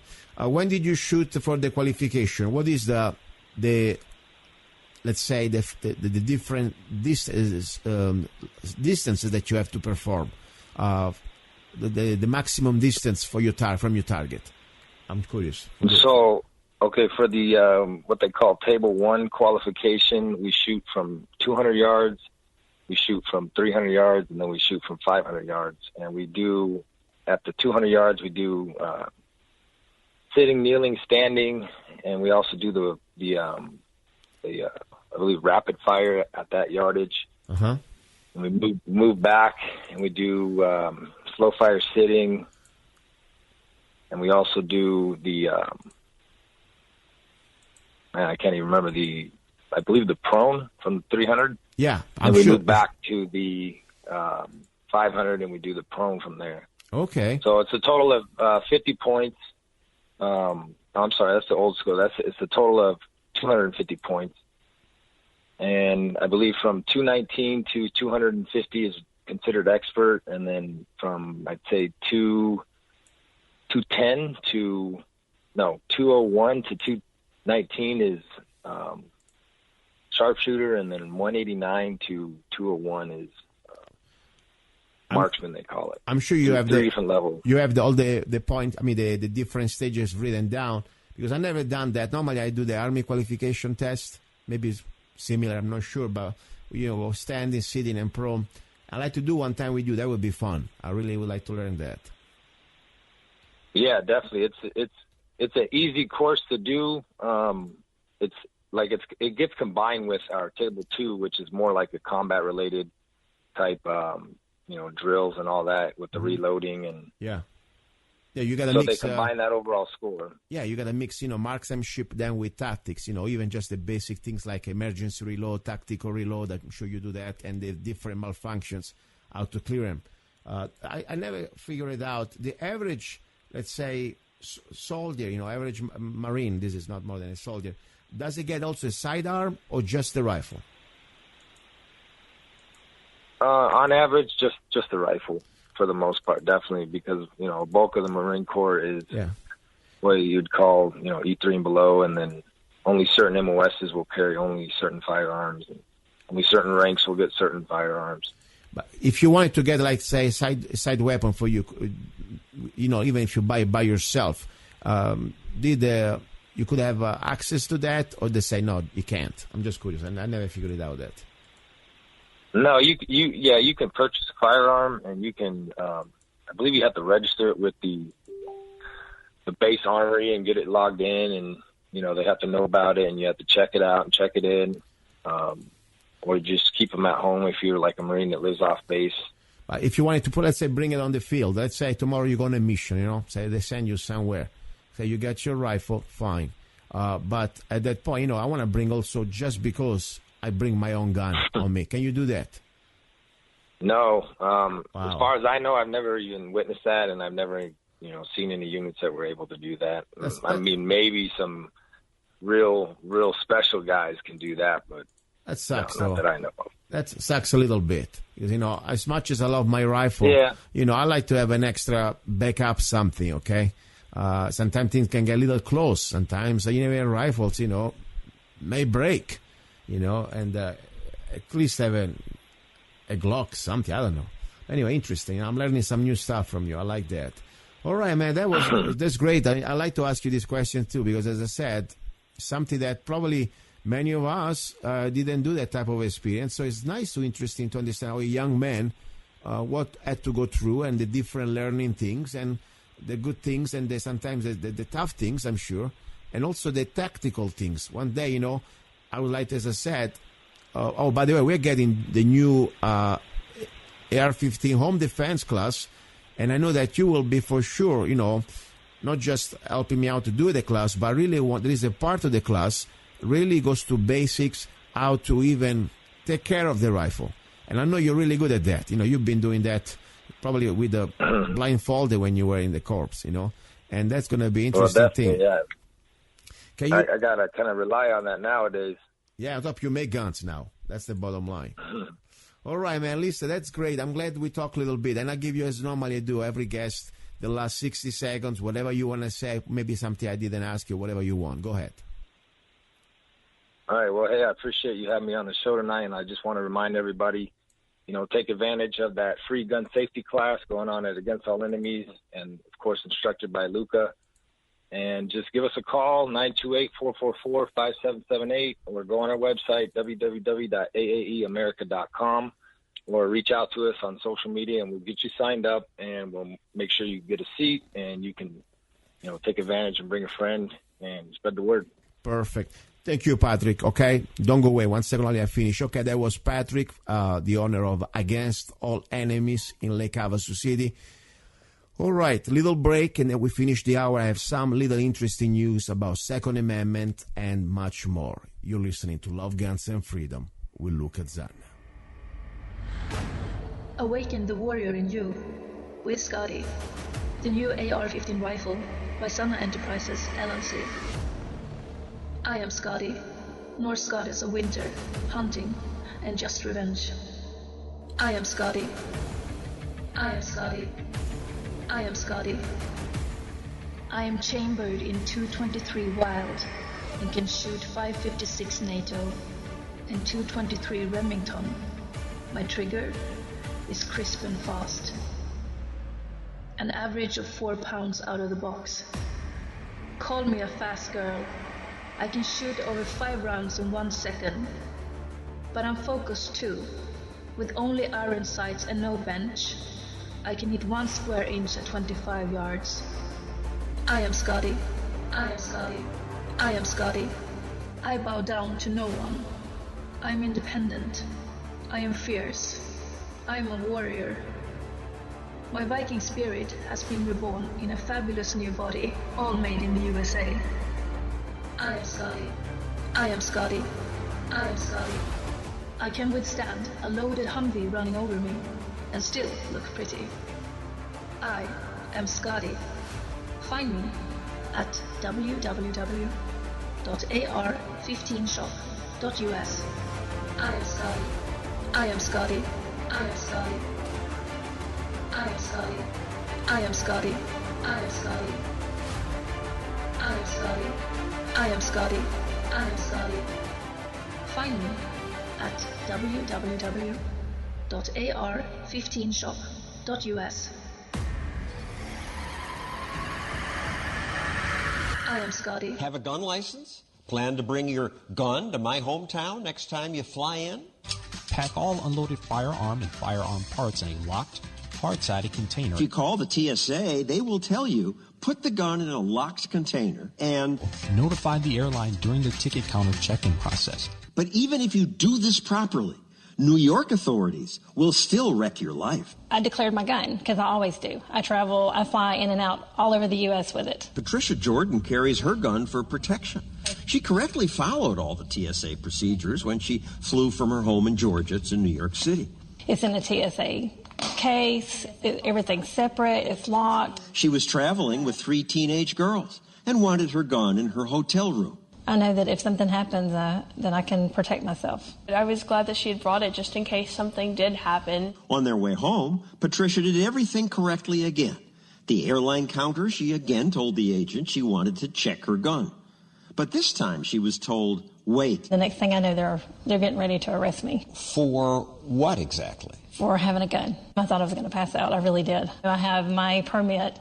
I'm doing everything I'm supposed to, right? Of course, I started freaking out. She sat there and begged the lady, please don't arrest my mom, please don't arrest my mom. She's like crying, begging her not to take me.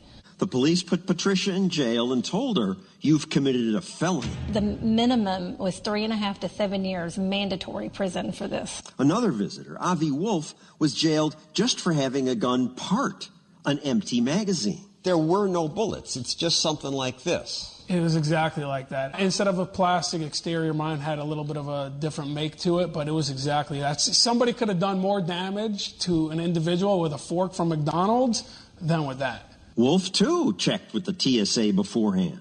They told him, just declare it to TSA agents at security. I'm telling them that.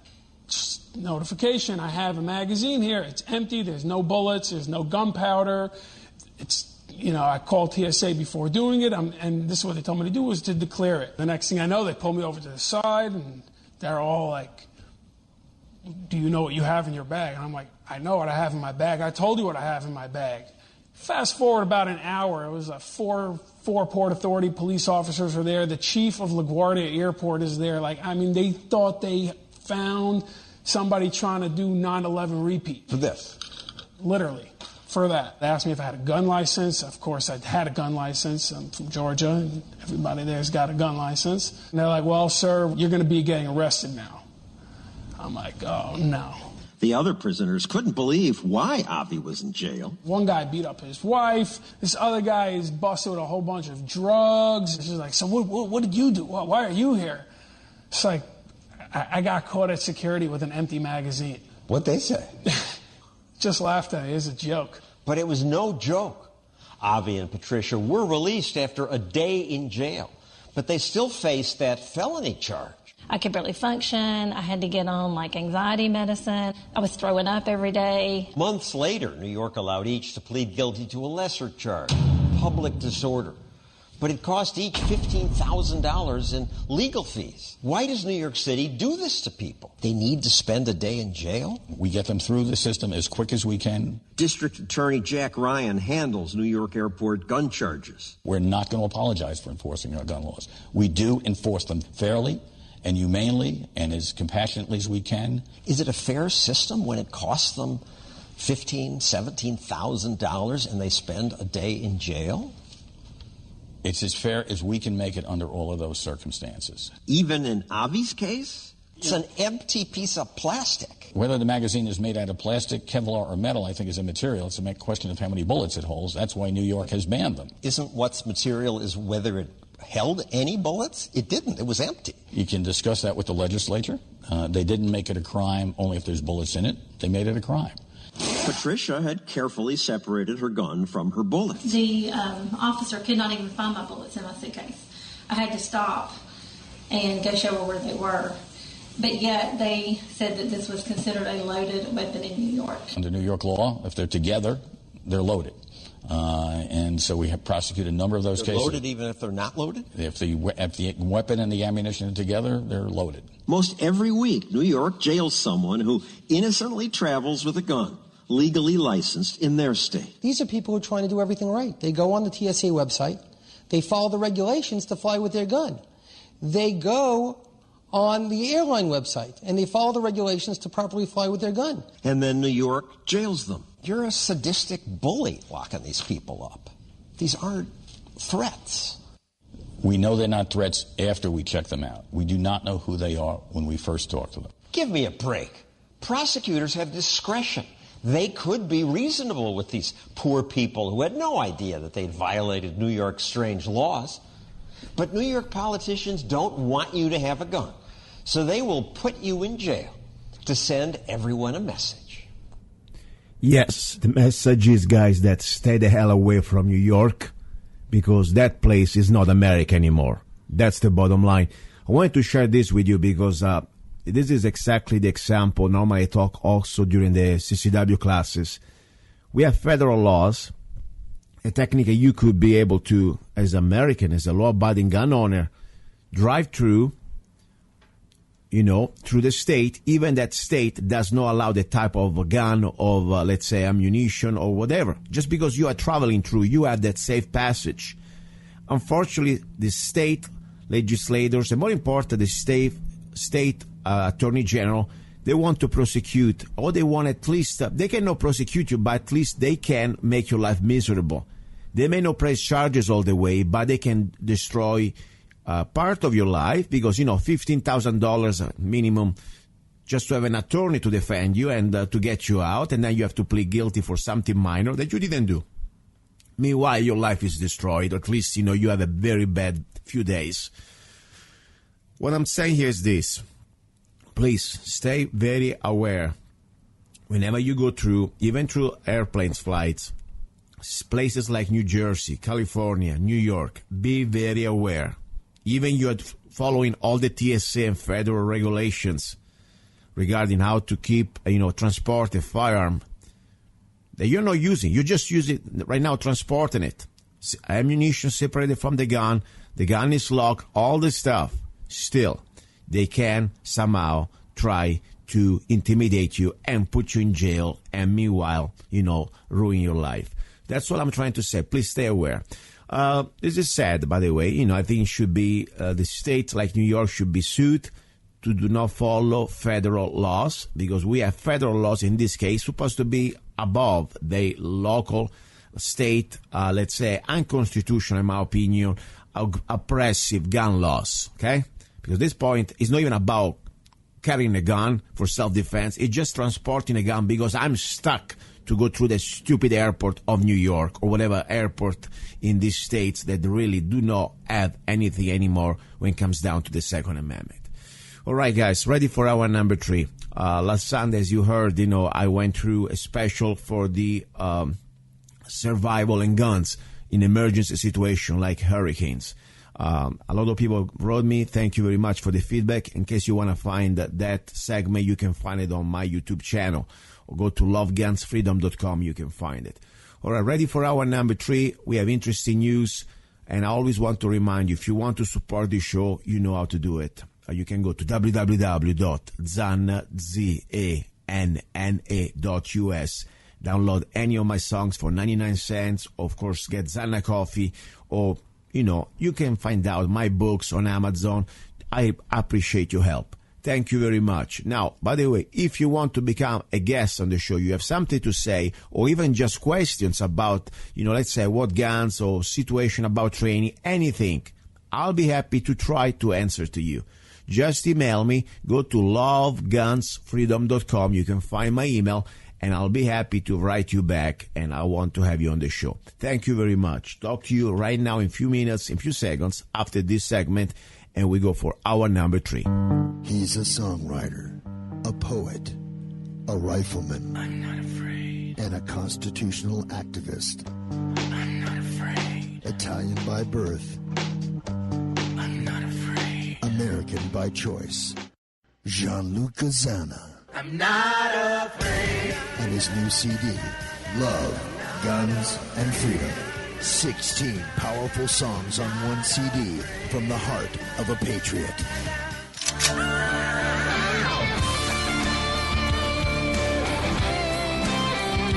For download or to order the CD, go to www.lovegunsfreedom.com. That's www.lovegunsfreedom.com. Lyrics for your mind, music for your heart. Gianluca Zanna's new CD, Love, Guns, and Freedom. Have you ever met someone on an online dating site and thought, wow, this guy is perfect for me, or she is simply amazing, only to find out they were hiding a deep, dark secret? They plan to vote for Hillary. FreedomLovers.us was created for singles who want to exchange ideas and who love for freedom.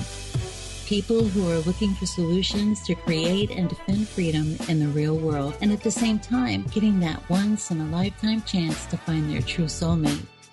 Whether you are interested in meeting your soulmate, making new friends, networking, or hanging out with that like-minded liberty lover, visit freedomlovers.us. It's the first free dating site and community.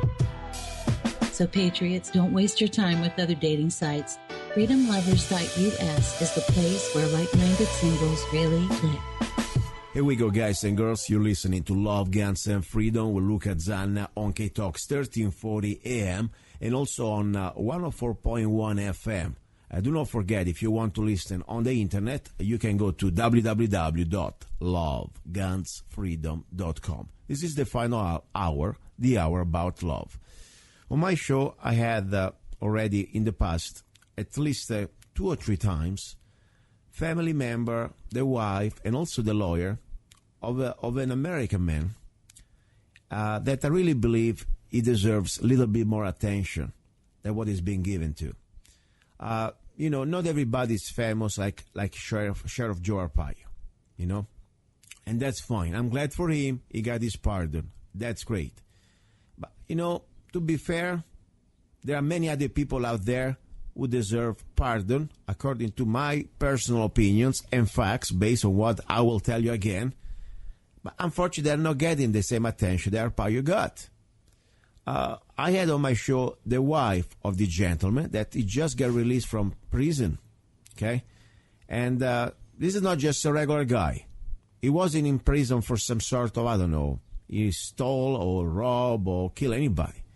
For some photos, in my opinion, they were really, they were innocent photos, but really they didn't harm anybody. And let's put it in this way, there is the evidence here that you will see. The many other cases similar to that, they were just taken care like in some sort, maybe disciplinary way, administrative ways, but for sure not ruin the life, not ruin the future, of a man who served this country for many years as a Navy sailor. I'm talking about Mr. Kris Saucier. I talked to his wife in the past. We had her on the show. I talked to his attorney. That he was very helpful. But now I'm finally glad to talk to him. And why this is important? This is not just important for Mr. Saucier. Of course, I feel for him. He has a life to take care of, his family, feed his family, his medical bills and everything else. His pension, his retirement is gone. And now you will go, I want you remember exactly what happened to him. We'll go through the facts, even fast. This is something I already talked about. I want to go through again. More important, I want to remind you that we don't live anymore under the rule of law. There is no justice in this country until criminals, walking criminals, I say alleged because everybody deserves a trial, like Hillary Rodham Clinton is still walking around, jumping like a fox, out there. Fox, I don't want to insult the fox. I don't know what she jumps like. She's like a really disgusting human being. That she should deserve serious prosecution, serious charges, and that's a reminder that we live right now in a new America, ending with decay. There is no more justice. The justice is just for us, the slaves. They will throw the book at us. Meanwhile, we have the elite.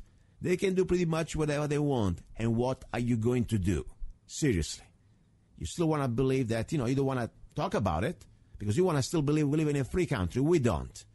You know how I always describe when the country is really free or when we live under tyranny?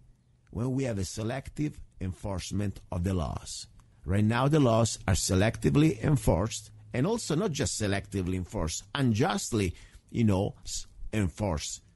Because they can throw the book at you and make the case out of thin air. Seriously. Shut up. Let me bring Mr. Kris Saucier back for the first time on the show on Love, Guns, and Freedom. Saucier, Kris. So, Kris, are you there? Yes. Thanks for having me on. Thank you. And, sometimes I go a little excited if my Italian, British accent, I'm kidding about the British part, is kind of hard to understand. Just let me know, please, okay? I'll be happy to spell things out. Listen, please, first of all, I would like you, out of your own words, remind a little bit the public what happened to you, because this is something we cannot forget, because then I want people to compare what you did so terrible that you had to spend more than 1 year in jail, I guess, and prison, and many other bad things to you. And then we have other people like Hillary Clinton jumping around, smiling, writing books, and making millions of dollars. You have the floor. It's really upsetting. I'll never be able to get back the time I lost to my family and everything that they took from us. But the really upsetting part is just what you said. I totally agree with everything you said. Where how can we call ourselves free when the justice system is just for us and not for the wealthy and the elite? John Podesta, Huma Abedin, and Hillary Clinton, they committed far worse mishandling of classified information and admitted to it and said, well, we're sorry, so, that's it. And then everybody just said, okay, well, that's okay. And, you have Bill Clinton meeting with Loretta Lynch on the tarmac and saying, oh, well, that's, the subject of an investigation, spouse meeting with the law of the land, and that's everybody just accepts that as well. It is what it is. Well, it's kind of sad. I don't think, it would be amazing if President Trump would pardon me and help restore my good name. But like I said, it's not going to take away what they did to us. They prosecuted me to the full extent of the law for simply mishandling classified information. And I didn't do it with nefarious purposes. I did it because I wanted to preserve some memory of my time in service, and I was very proud of what I did. Whereas, you have the Clintons making millions off of people.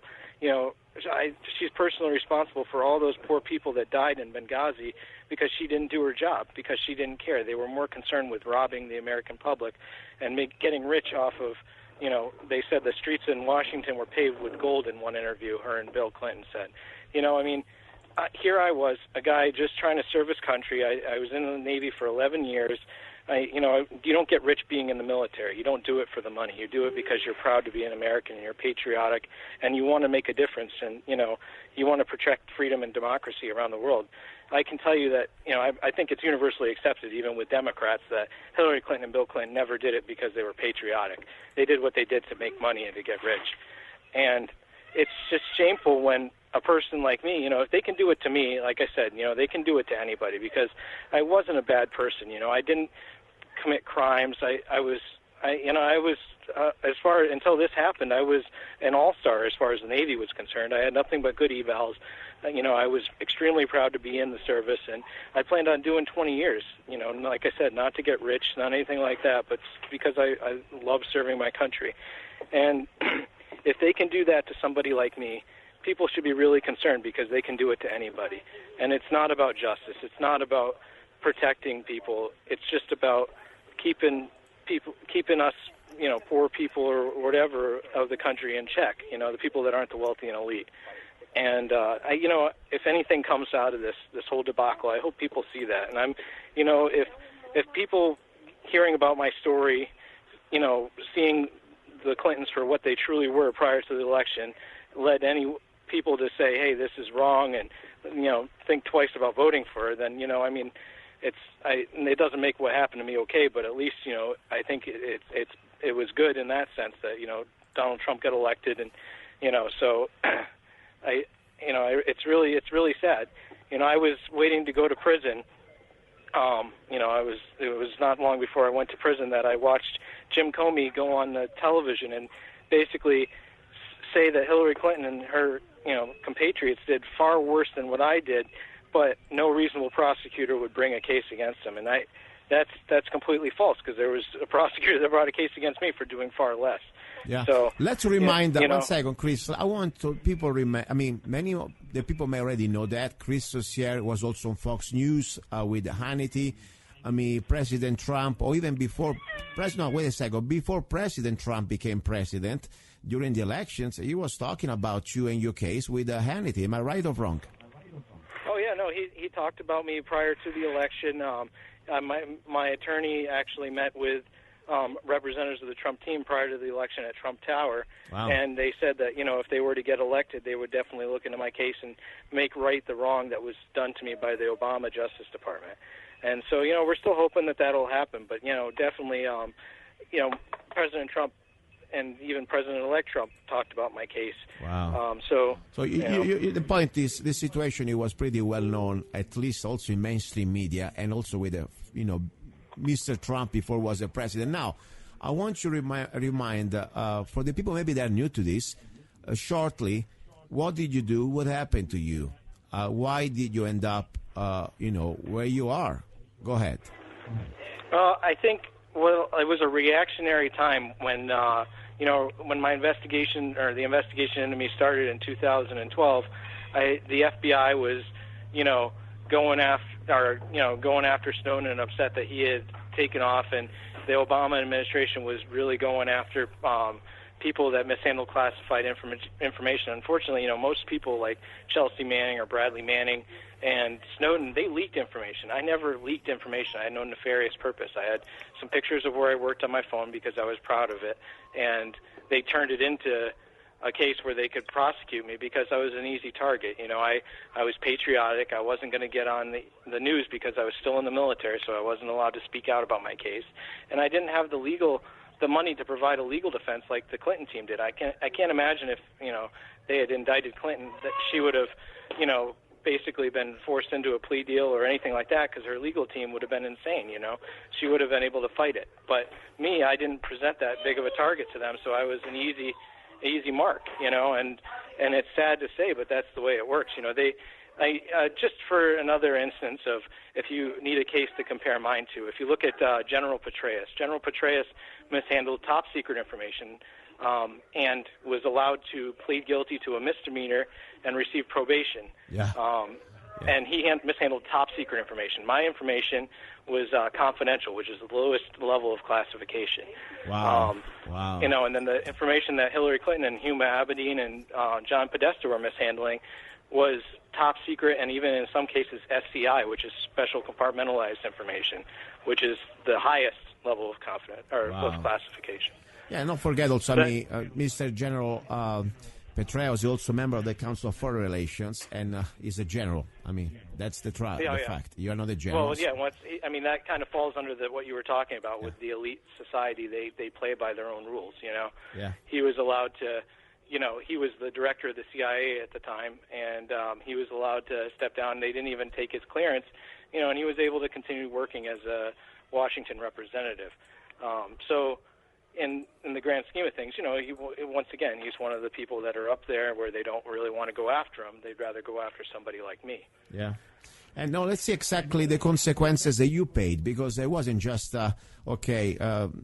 you just spent some time in prison. You are technically a convicted felon. You lost a lot of things that you worked very hard, like, benefits, pension. I mean, let's keep going through. Give me, on top, before even we go into the family time and the love of your family and the stress and the economic burden on your wife and your child. I mean, give the big picture of what happened to you the moment that you had to face this reality. Well, it was so much more, like you said. It was so much more than just, going to prison and that. I had to sit in prison and watch my family lose pretty much everything. Our vehicles got repossessed. Our house went into foreclosure. Wow. And then now I get out of prison, and, even though we've lost all those things, I still have a lot of debt from the legal defense. We put everything we could into my legal defense, and even more than what we had. I maxed out credit cards, and wow. I took out personal loans to pay for the legal fees, and and then that it's going to take me years to dig out of that hole. So yeah, I'm a felon. I lost the right, a lot of the rights that I spent 11 years in the service defending other people having. I lost the right to vote. I lost the right to have firearms, to be able to go hunting or anything like that. Or to defend your family. I mean, forget about hunting. I mean, it's great, but as the right of a free human being to defend yourself and your family, that's pretty sad. Yeah. That's sad. I mean, and mine wasn't a violent crime or anything, exactly. But I'm right in there labeled as such as with all the other people that are felons now, and trying to find employment. Obviously that's a negative mark on me. Plus, the Navy gave me an other than honorable discharge, and put on paper that characterized my entire 11 years based off of this one event. And I lost my disability that I've got a lot of. I had 70% disability rating from the VA before I got kicked out, and they're not required to cover me at all. Wow. So. Wow, that's very sad. And as I said, people may ignore this, say, I don't care. It didn't happen to me. Guess what? This is exactly how we're going to go towards complete tyranny. And tomorrow may happen to your son, to your daughter, to yourself. That's why I really believe this is something so important. I mean, listen, nobody's perfect. I'm sure during the 240 years we've been in this country, we always had some problems. But I tell you something, this is for me the apotheosis, the peak of what we are reaching now as a country. We are losing our values. We are losing the principles of this country. We are no more a rule of law. This is completely tyranny now. As I said, selective enforcement of the laws, and more important, even selective. This is completely unleashing a complete, let's say, almost to make a point. It wasn't about justice. It wasn't about laws. And I say, I'm here. I just studied your case from outside, but I can tell you what you said, unfortunately, is true. I wish, you just did something so bad that you deserve it, but you don't. I mean, for what you did, that was completely unnecessary. And if you want to look at how they want to make a point, excessive use of the law, they really abuse you in this situation, in my opinion. So my point now... Well, go ahead. Yeah, I mean, if you look at, for instance, the timeline, I did this, and I took the pictures in 2009, and here we are in 2017, and I'm getting punished.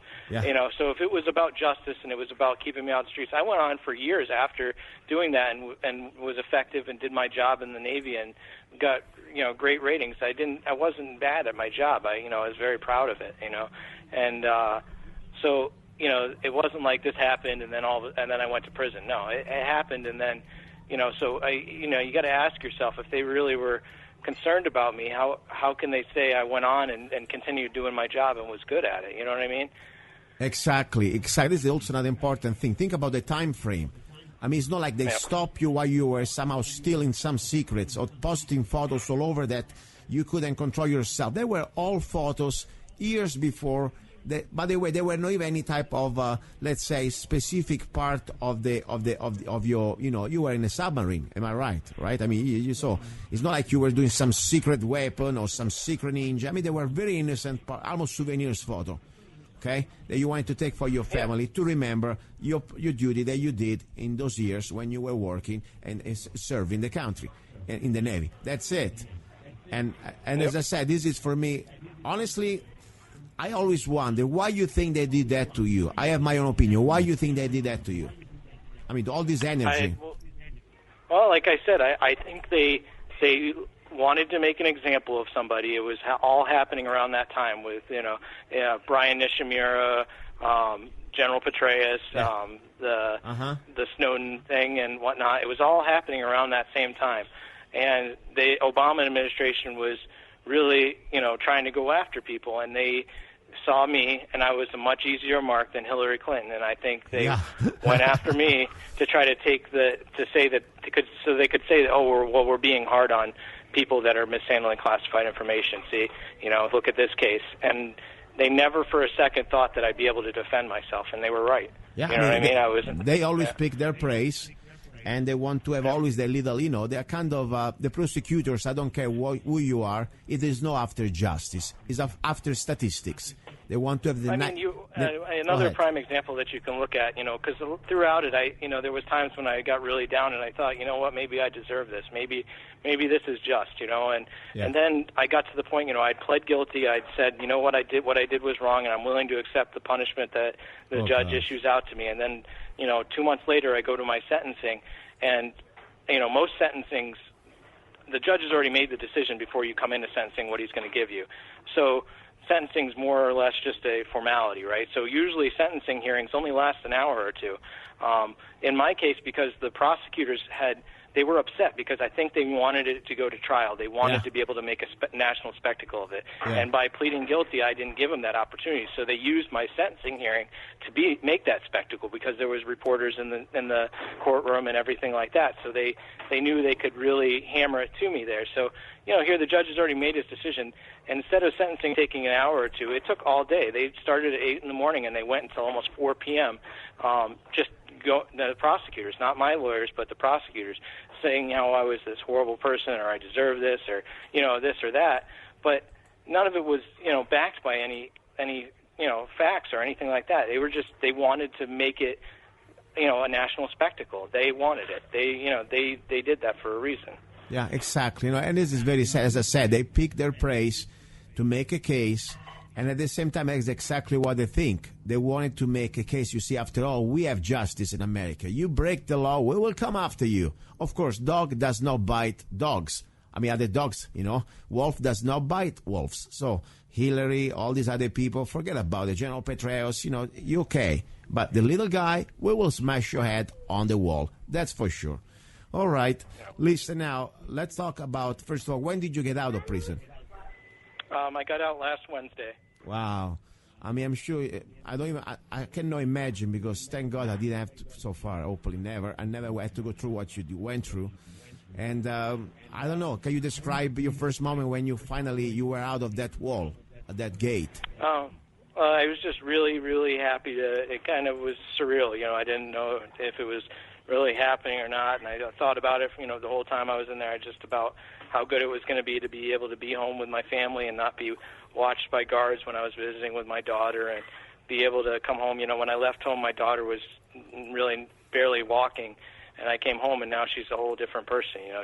She turned 2 the day after I got home, and so it's just it's amazing. I mean, just being home I'm very, very grateful to be home. That everything worked out, and that we're still together, and that we still have a roof over our head for the time being, and that we'll figure it out from there.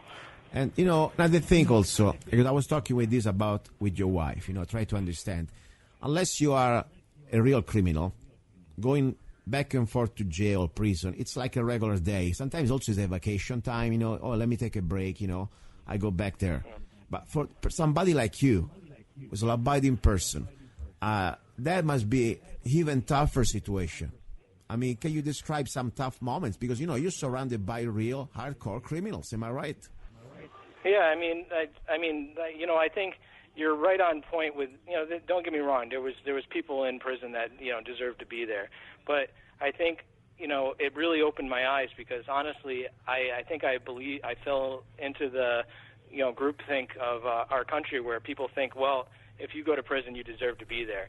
And, you know, I met a lot of people like myself where I read about their cases or I talked to them and I said, wow, you know, it's amazing that they put these people in prison, you know. And like I said, don't get me wrong, there's people in prison that were not good people, but there was a lot of people there like me where they got railroaded and the justice system really went after them because they were easy targets, you know. And it's sad because I think, unfortunately, the mass, you know, the majority of the population in the United States, you know, they see a news report about, hey, this person went to prison, and they think, well, you know, that's a bad person. They deserve to go to prison. They don't think, well, maybe that person didn't get a fair trial, or maybe that person was used by the Justice Department to, you know what I mean? No, I agree. And, I mean, is this true? Many people like yourself, you're not the only one, especially non-violent crimes. I mean, there is a list. That's why we are number one now, prison population in the world, and the private prison system, it's an industry, it's a business. That's the bottom line. So you need customers, and that's also another reason why I really believe they try to get all the slaves like us into the system.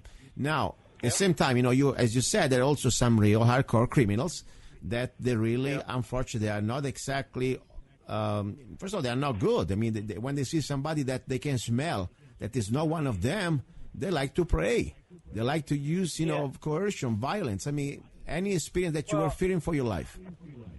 No, I didn't ever fear for my life. I mean, I wasn't in a really, really bad prison. And, you know, I mean, I've been in the military for 11 years, so I know how to deal with people of all different backgrounds and of different, you know, mindsets and stuff like that, and be able to get along and whatnot. You know, I'm not saying that every day was, you know, a fun time there, but, you know, overall, the worst part for me about being in prison wasn't being in prison. It was knowing that my family was suffering and that they, you know, were struggling, and I couldn't do anything about it. That was the toughest part for me, you know. That's true. I mean, I understand. You know, feeling completely helpless. That's the part that bothered me, you know. That okay.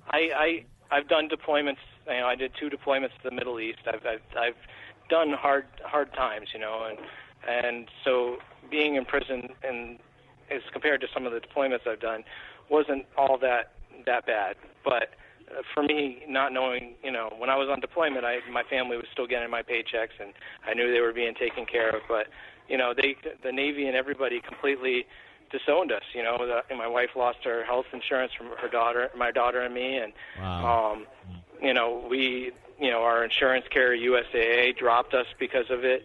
You know, so it was a really tough time. You know, it was a really dark time, and I couldn't do anything to help because I was in prison. That was the tough part for me. That's very sad. Listen, at this point, let's look at the future, what we can do, what the listeners can do, because I think there is something every one of us can do. First of all, you know, learning your story is important.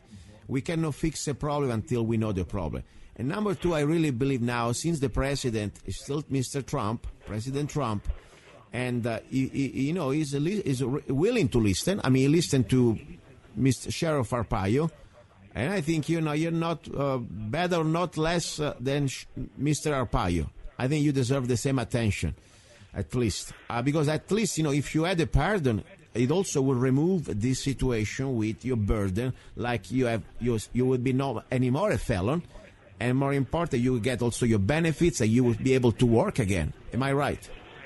Yes, yeah, oh yeah, it would definitely help me move forward. You know, I mean, that's really my focus right now is moving forward. You know, being able to get back on and be a contributing member of society again. You know, this is kind of a bump in the road. You know, and we're, you know, even if I don't get a pardon, I'm still gonna keep going forward and keep on, you know, trying to stay positive and going towards a brighter future. You know, I mean, it would be amazing if I was able to get a pardon, and it would be vindication of some sort. You know, it doesn't change the fact, you know, I've heard people say, well, you know, I deserve to be punished. Well, I did. I did a year in prison. You know what I mean? Wow. I think a pardon would kind of set the record straight that, hey, you know, what happened to me was on some levels wrong. You know. You know what? What? I'm sorry. You know.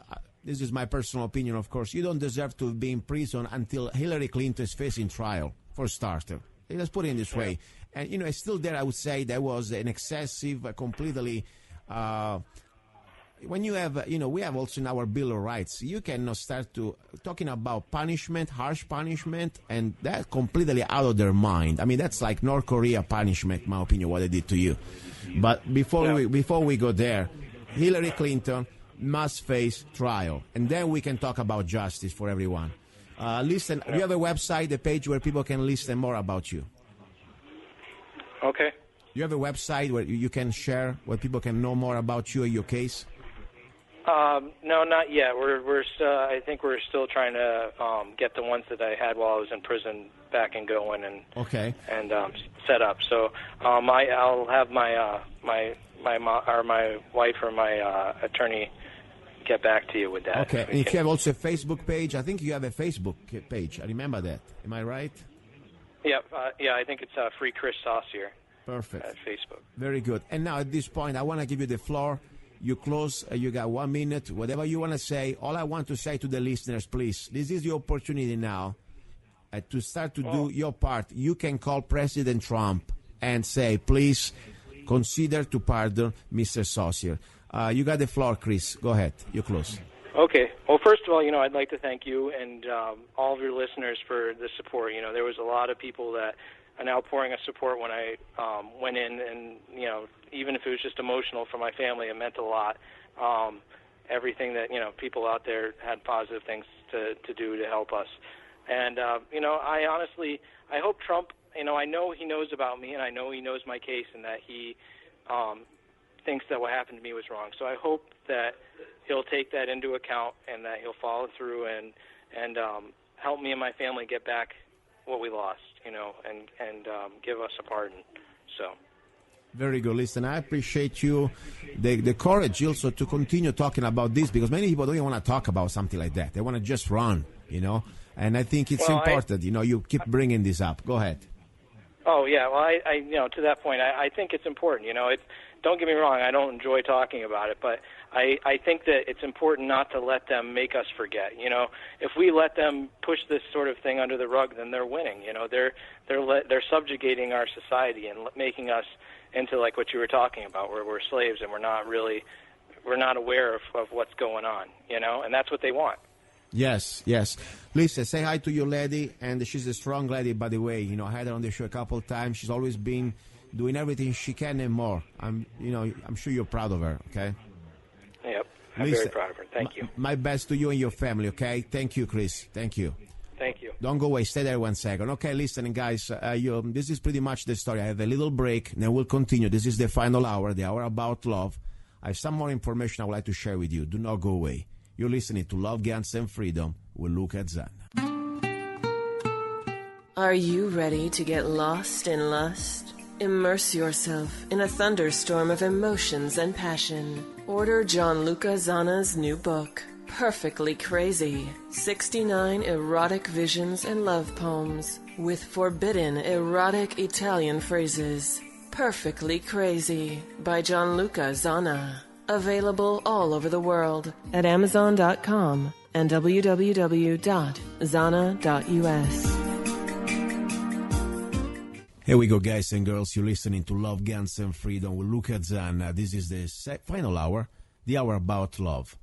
As I said, differently from the government, that normally they want you to force to help others, I believe in free will. And I believe that it's our opportunity. It is not even just a duty. I think it's an opportunity. When you have somebody in front of you who is a human being and is in needs, it's a natural thing normally to think, hey, I would like to help. Sometimes we can't. Of course, we are just regular people. We try sometimes barely to go through our lives.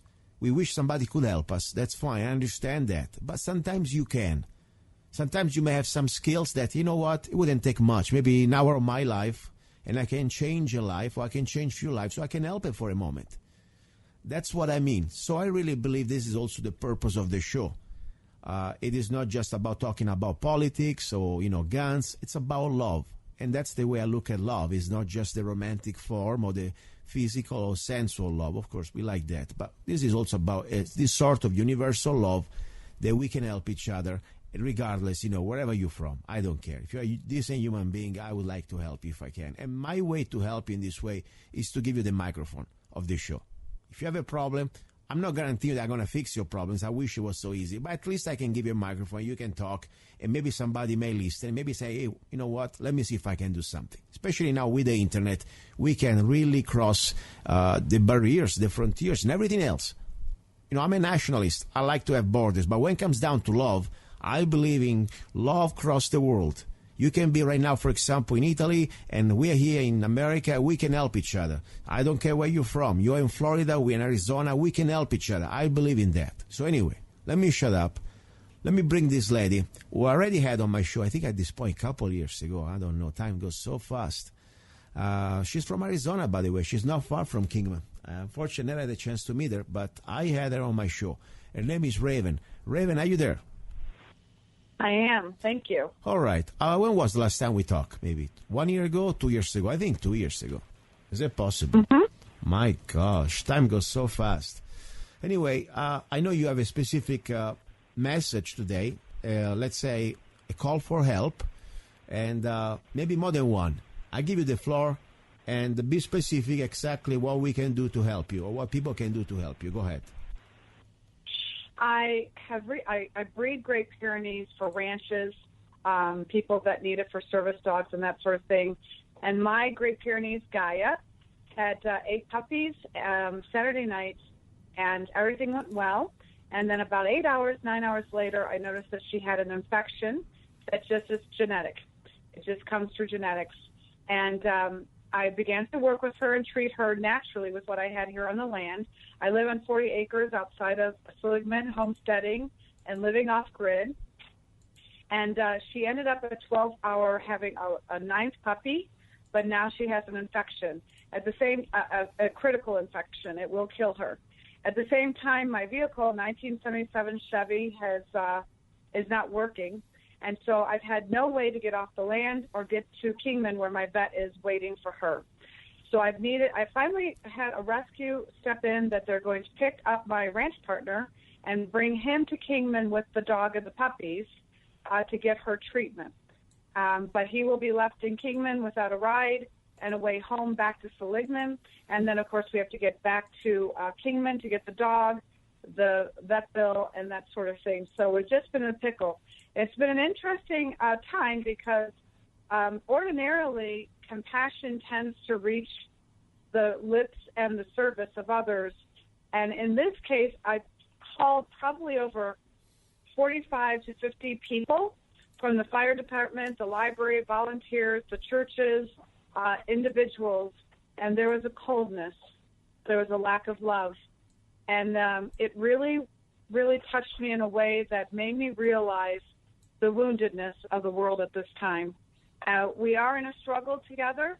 We all are facing things in our own individual world, but we're forgetting to be there for each other and to serve and support, even in the midst of our own chaos. It does help to help each other. And so that's where I'm at right now. All right, Lisa, I know you already said that, but let's say it again. Exactly where are you located?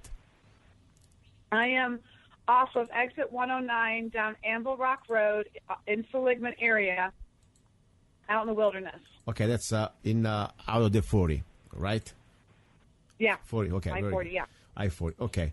And if people want to reach you, you have a website or Facebook or phone number, whatever you want to give out, at least they can reach you out, hopefully. My phone number is 928-910-9473.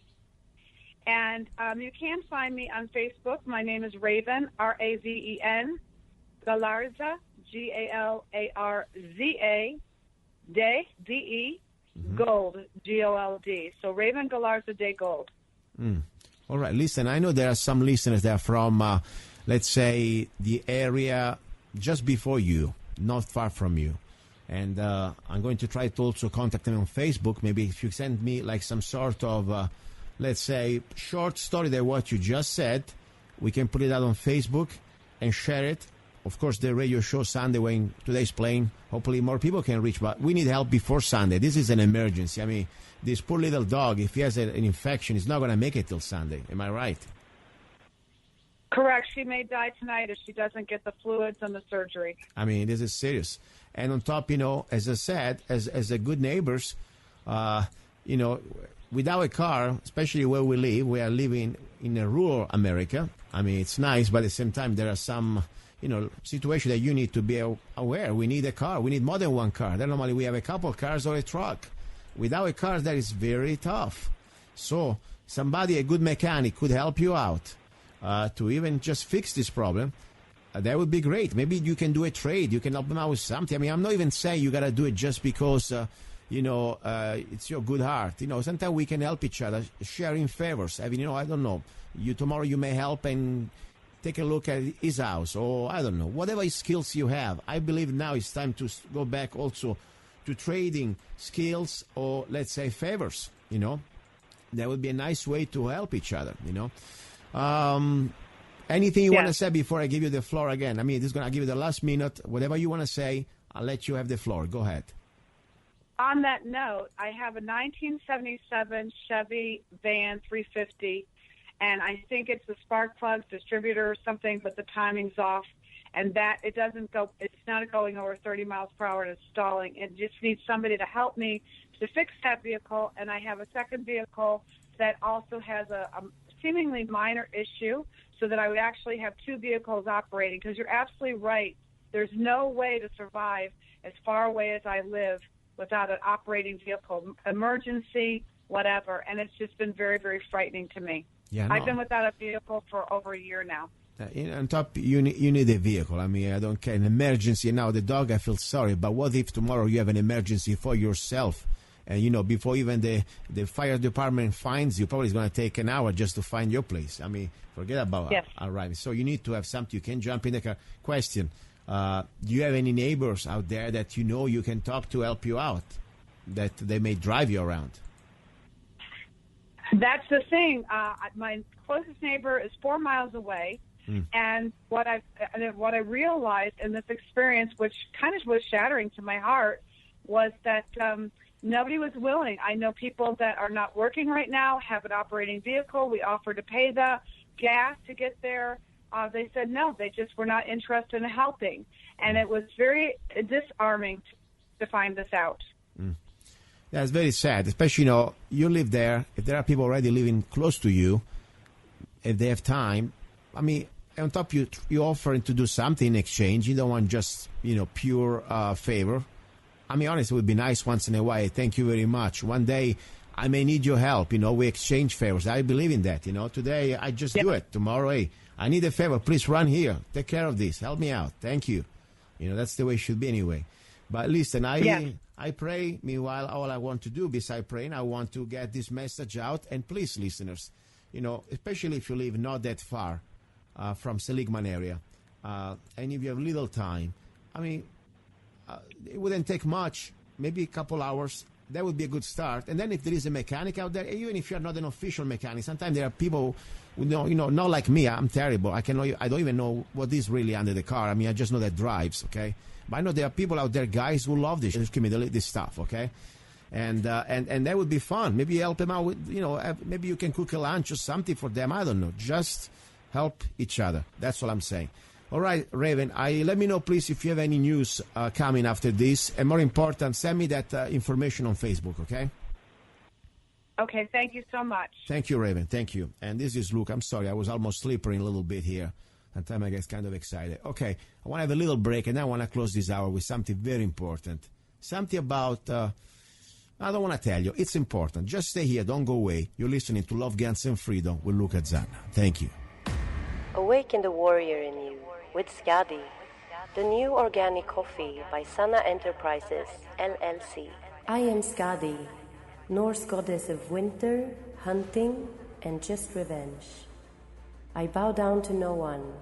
I am independent. I am fierce. I am a warrior. My Viking spirit is reborn in the new organic bean blend by Zanna Coffee. I will keep you up when you feel down, sharing my energy, my boldness, my zest for life. Find happiness in every cup, whether it's iced like a Scandinavian night to refresh a summer day, or hot as a hearth fire to warm the coldest winter morning. As you rise to face the day, Skadi will awaken the warrior in you. Available at www.zannacoffee.com. Here we go, guys. This is luca-zanna, or guys and girls. I have a lot of my listeners, you are ladies, and that's great. This is the final segment for the final hour, third hour of Love, Guns, and Freedom. As you can hear, or as you have heard, there was Skadi Coffee. Yes, the new blend. The new blend that I created from my Zanna Coffee line. And I really like it, by the way. Every blend that I create is different from the other one. I like variety. I like different flavors.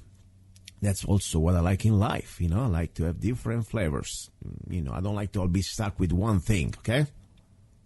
So I wanted to create different blends for different tastes of coffee. Skadi is my newest one, or the latest one. And I really have a great feedback. I get great feedback from my customers. I'm glad you like it, because I love it too. Of course, my favorite, I must tell you, is the straight shot espresso. By the way, you don't need to use it just as espresso, because all my coffee beans, of course, are not grounded, are alls. So you can ground them the way you like them. And a lot of people love, let's say, straight shot espresso blend as American coffee. Of course, it's a very strong, bold, body. But that's another story. So anyway, that's the point. I try to enjoy life, and I really appreciate, I'm thankful that I'm able to share with you things that I like, for example, coffee, or sharing with you, of course, information to try to educate each other, help each other. As you heard, this is the part of the show that honestly I love the most. Love. We can help each other. That's the idea. Now, I want to spend a few seconds. I know probably it's not even worth talking about it, but I should. I have a person that I don't want to mention the name because it's not worth it. Really keep writing me after she unfriended me on Facebook. And that's fine. She blocked me, honestly, because she didn't like what I told her. You come on my page and you start to tell me that I'm a liar. You're gonna get something. Sorry, I don't come on your page and put you in that spot. If you tell me things like that, I tell you exactly straightforward what I think about you after you, let's say, what you told me. Anyway. And for me, they probably would be there. I don't even care, move on. She wanted to block me because I'm rude. I tell her exactly what I think, that's fine. No problem. Then she tell me she never want to hear from me anymore. That's great. Then I have probably about 20 emails, one after another one. And every email ends like, oh, do not write me back. Do not write me back. Of course I don't write you back. But she keeps writing. Then, of course, the last email she brings back something about a person that I want to talk anyway. Just, unfortunately, my show is a weekly show. And, no, unfortunately, that's all I really want. But, I can condensate as many news as I can, especially when they're newsworthy. Mostly I try to talk about general topics. Okay? But anyway, the topics that I wanted to talk, at least the news, it's a local news in Mojave County, is about former sheriff candidate for sheriff office, Corey Merriman, that allegedly, she was on the newspaper for allegedly stealing a pair of shoes at Kmart, probably about $15 pair of shoes. Now, why I didn't talk about this yet? Very simple. No, not because I work, or at least I collaborate, and I am also friend with Mr. Ed Mack. No, that's not the point, because, I am beyond that. When I'm on the show, my goal is to say the facts, say the truth. Even if sometimes maybe, against my own, myself, that's what it is, that's what it is. The point is one, though. I don't like National Enquirer stuff. I don't like to put people on a gossip trial before we have all the evidence, especially when I know that there is at least enough evidence out there to be politically prosecuted in this county, because you're not liked for what you say or what you do. But the point is, right now we're talking about an alleged crime or potentially potentially, allegedly, we don't know for sure till there is a trial. I want to wait for that. Somebody that supposedly stole a pair of shoes.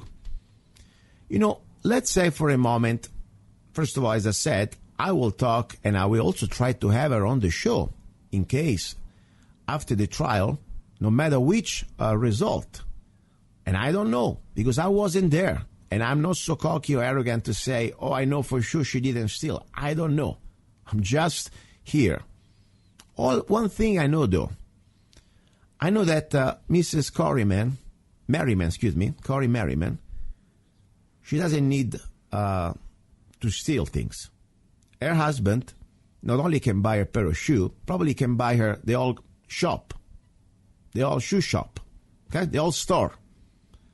So let's put it this way. We'll find out after this. We're coming to a point that everybody is going to have, the day in court. And by the way, yes, this person was trying to, when she wrote me this email that said, you don't talk about Mrs. Merriman because you're friend with the husband. But you talk about other two people like a state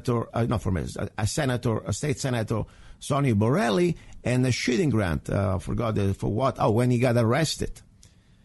Or whatever happened, he got some sort of a situation that was anyway. Yes, he had a situation that I remember on the show. You can check my old show. He had an order against him, and all was on public record because it was already prosecuted and the case was closed. Okay? That's the point. So my point was, I talk about things after they have all the evidence and the judicial system bring in a way that it's closed. So when I talk about Mr. Shooting Grant, it wasn't about personal. I just talk about the public records that they were there. Same story with Sonny Borelli, okay? When we talk about Mr. Borelli, at that point he was a representative, cursing and talking about, former Senator Ron Gould names, blah, blah, blah. I don't want to go into that. But the point, I talk because I had all the evidence. Even when I talk about his case of domestic violence, because there was a police report, was done, was finished. He was pleaded guilty and everything else was, he got his, sentence done, at least was finished. The judicial system, somehow, whatever, if you believe it or not, but that was the final result. Now, with Mrs. Corey Merriman, we still have in the middle of the process. As I said, we're going to have a day in court, and at that point, after the final judgment, whatever it's going to be, I will be happy, and it will be my duty to talk about her, seriously. And I will also try to invite her on the show if she wants to come. So just to show you that, I don't have any type of hidden cards here or hidden agenda. I may not be perfect. I understand. Not only my English is not perfect, but also sometimes, I make mistakes too, okay? And if I do, please let me know and I'll correct. But at this point, that was something I wanted to wait for a moment because I've been busy the last 2 weeks. And one more thing, as I said. Let's say for a moment that really this Mrs. Corey Merriman stole a pair of shoes.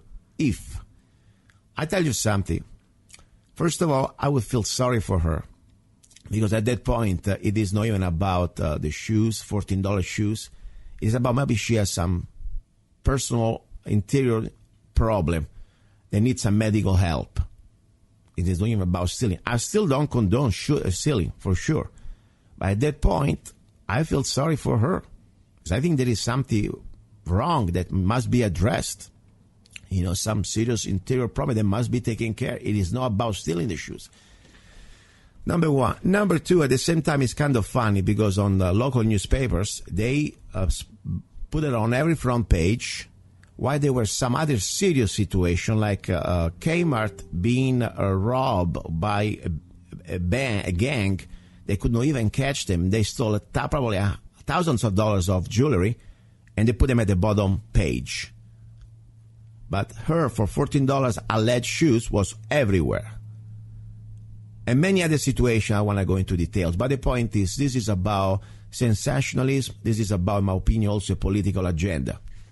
As I said, let's wait for the court system, judicial system, what we'll do, and I'll be happy to talk about Mrs. Merriman. Meanwhile, as I said, to this person that she kept writing me in email about me and my ego, that I am so disgusting and, somehow I don't know exactly what is her problem. She blocked me. Just move on and try to give me lessons on spirituality, on meditation. Please, enjoy your life.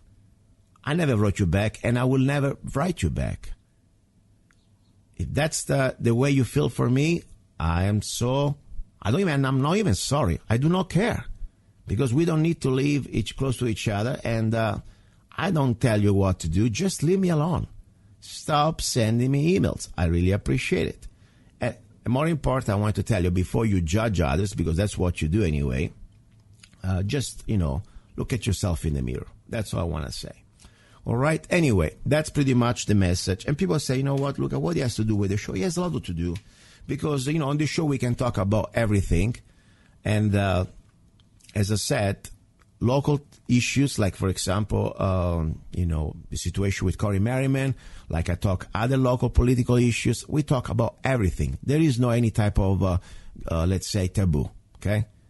And, of course, I try to keep it positive. I try to keep constructive. I try to find solutions. Once in a while, yes, I have to tell you a little bit when I am not even disappointed. Just, let's say, tired.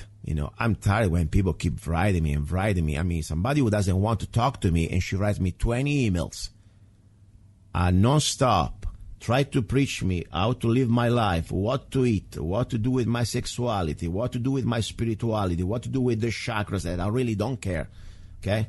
And I never ask you for your opinion or for your feedback of your, spiritual advising.